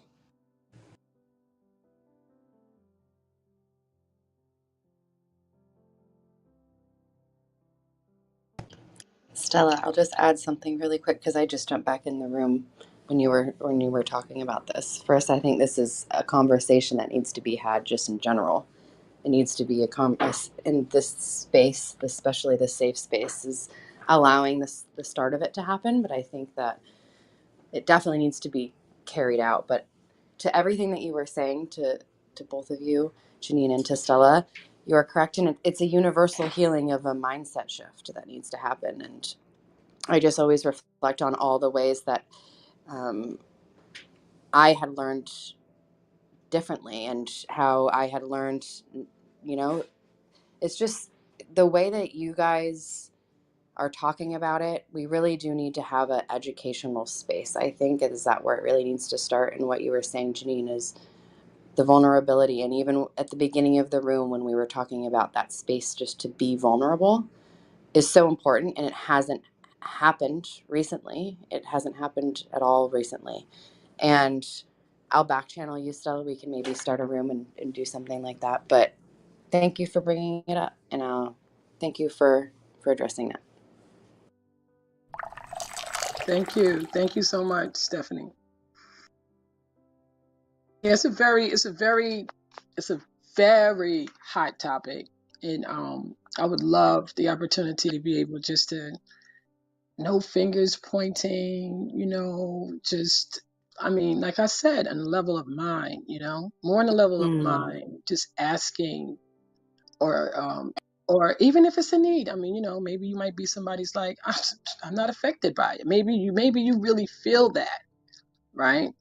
Um, I just feel that if you've been in America, I've only lived in America, so I can't speak for other places. I look at world history. I've listened to the things about today, about what happened in Colombia, like just the mindset of people thinking that because you're from Colombia that you're smuggling drugs. I mean, but here in America, it's always the topic is either people screaming, pointing fingers, or someone saying something, someone saying, oh, feeling triggered by it, just a real honest look, right? Because this is a course in miracles.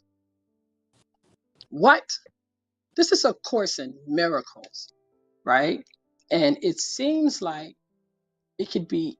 And I know there are no levels. The course says it. I've seen it happen.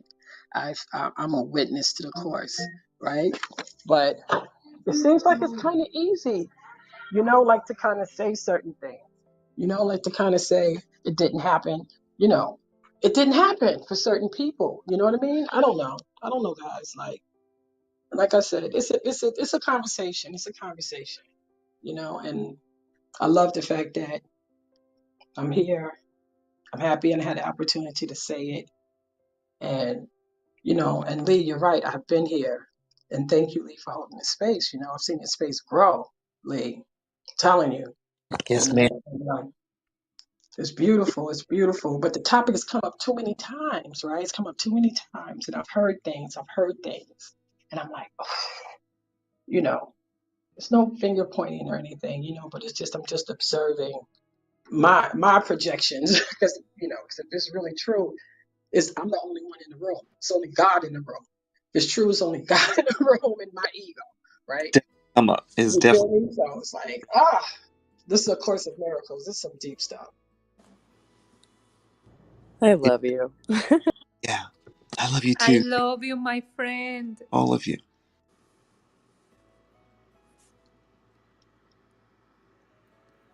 How about I I take love you as well. I love all of you. How about I take us through our little meditation? And I don't ever want to stop this, but I know we all have a real day to get to, and I don't want to miss out this last little chance. So let's set our intention for today Part of the meditation and part of working on this thing today is that we have a variety of times to try and choose from. One specifically is finding a quiet moment or two a couple of times today.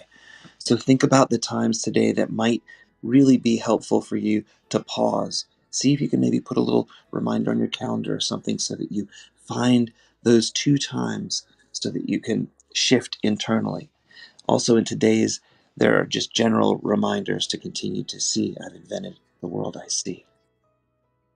So, another little blessing, Steph is working with me. Actually, Steph is going to be working on making some of these meditations a little more available as standalone things that are easy to follow. So, really appreciate the help and her ideas for that too. So, as we come up with these meditations, if there are any things that come up that you like or don't like, let me know so I can just kind of steer it and make it a little bit better. Okay, in today's exercises, try to introduce the thought, I have invented the world I see, through outside and inside things, external and your own imagination. We're going to begin the practice periods in the morning and evening by repeating the idea, invented the world I see, 2 or 3 times, looking around the world outside yourself, then closing your eyes and looking around your inner world. Try and treat them both equally, and then repeat today's idea unhurriedly to yourself as often as you wish. Watch the images that your imagination presents to your awareness. For the 2 longer practice periods, it's going to be about 3 to 5 minutes. Calm, pacing. Let your mind's eye light on an idea for a moment, and then let it go.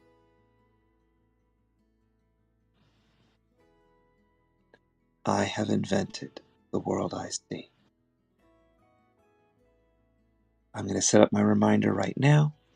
We'll be here tomorrow for lesson 33. There is another way of looking at the world. Thank you all so much. I'm not closing the room right away. Leave that space right open for everybody. But thank you all from the bottom of my heart.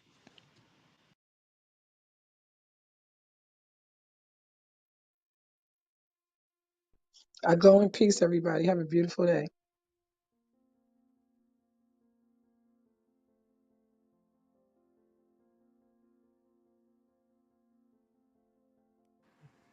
Bye, everyone. Thank you. Peace to all. Thank you. Namaste. Namaste. Bye. Thank you. Thank you, guys. Have a wonderful day.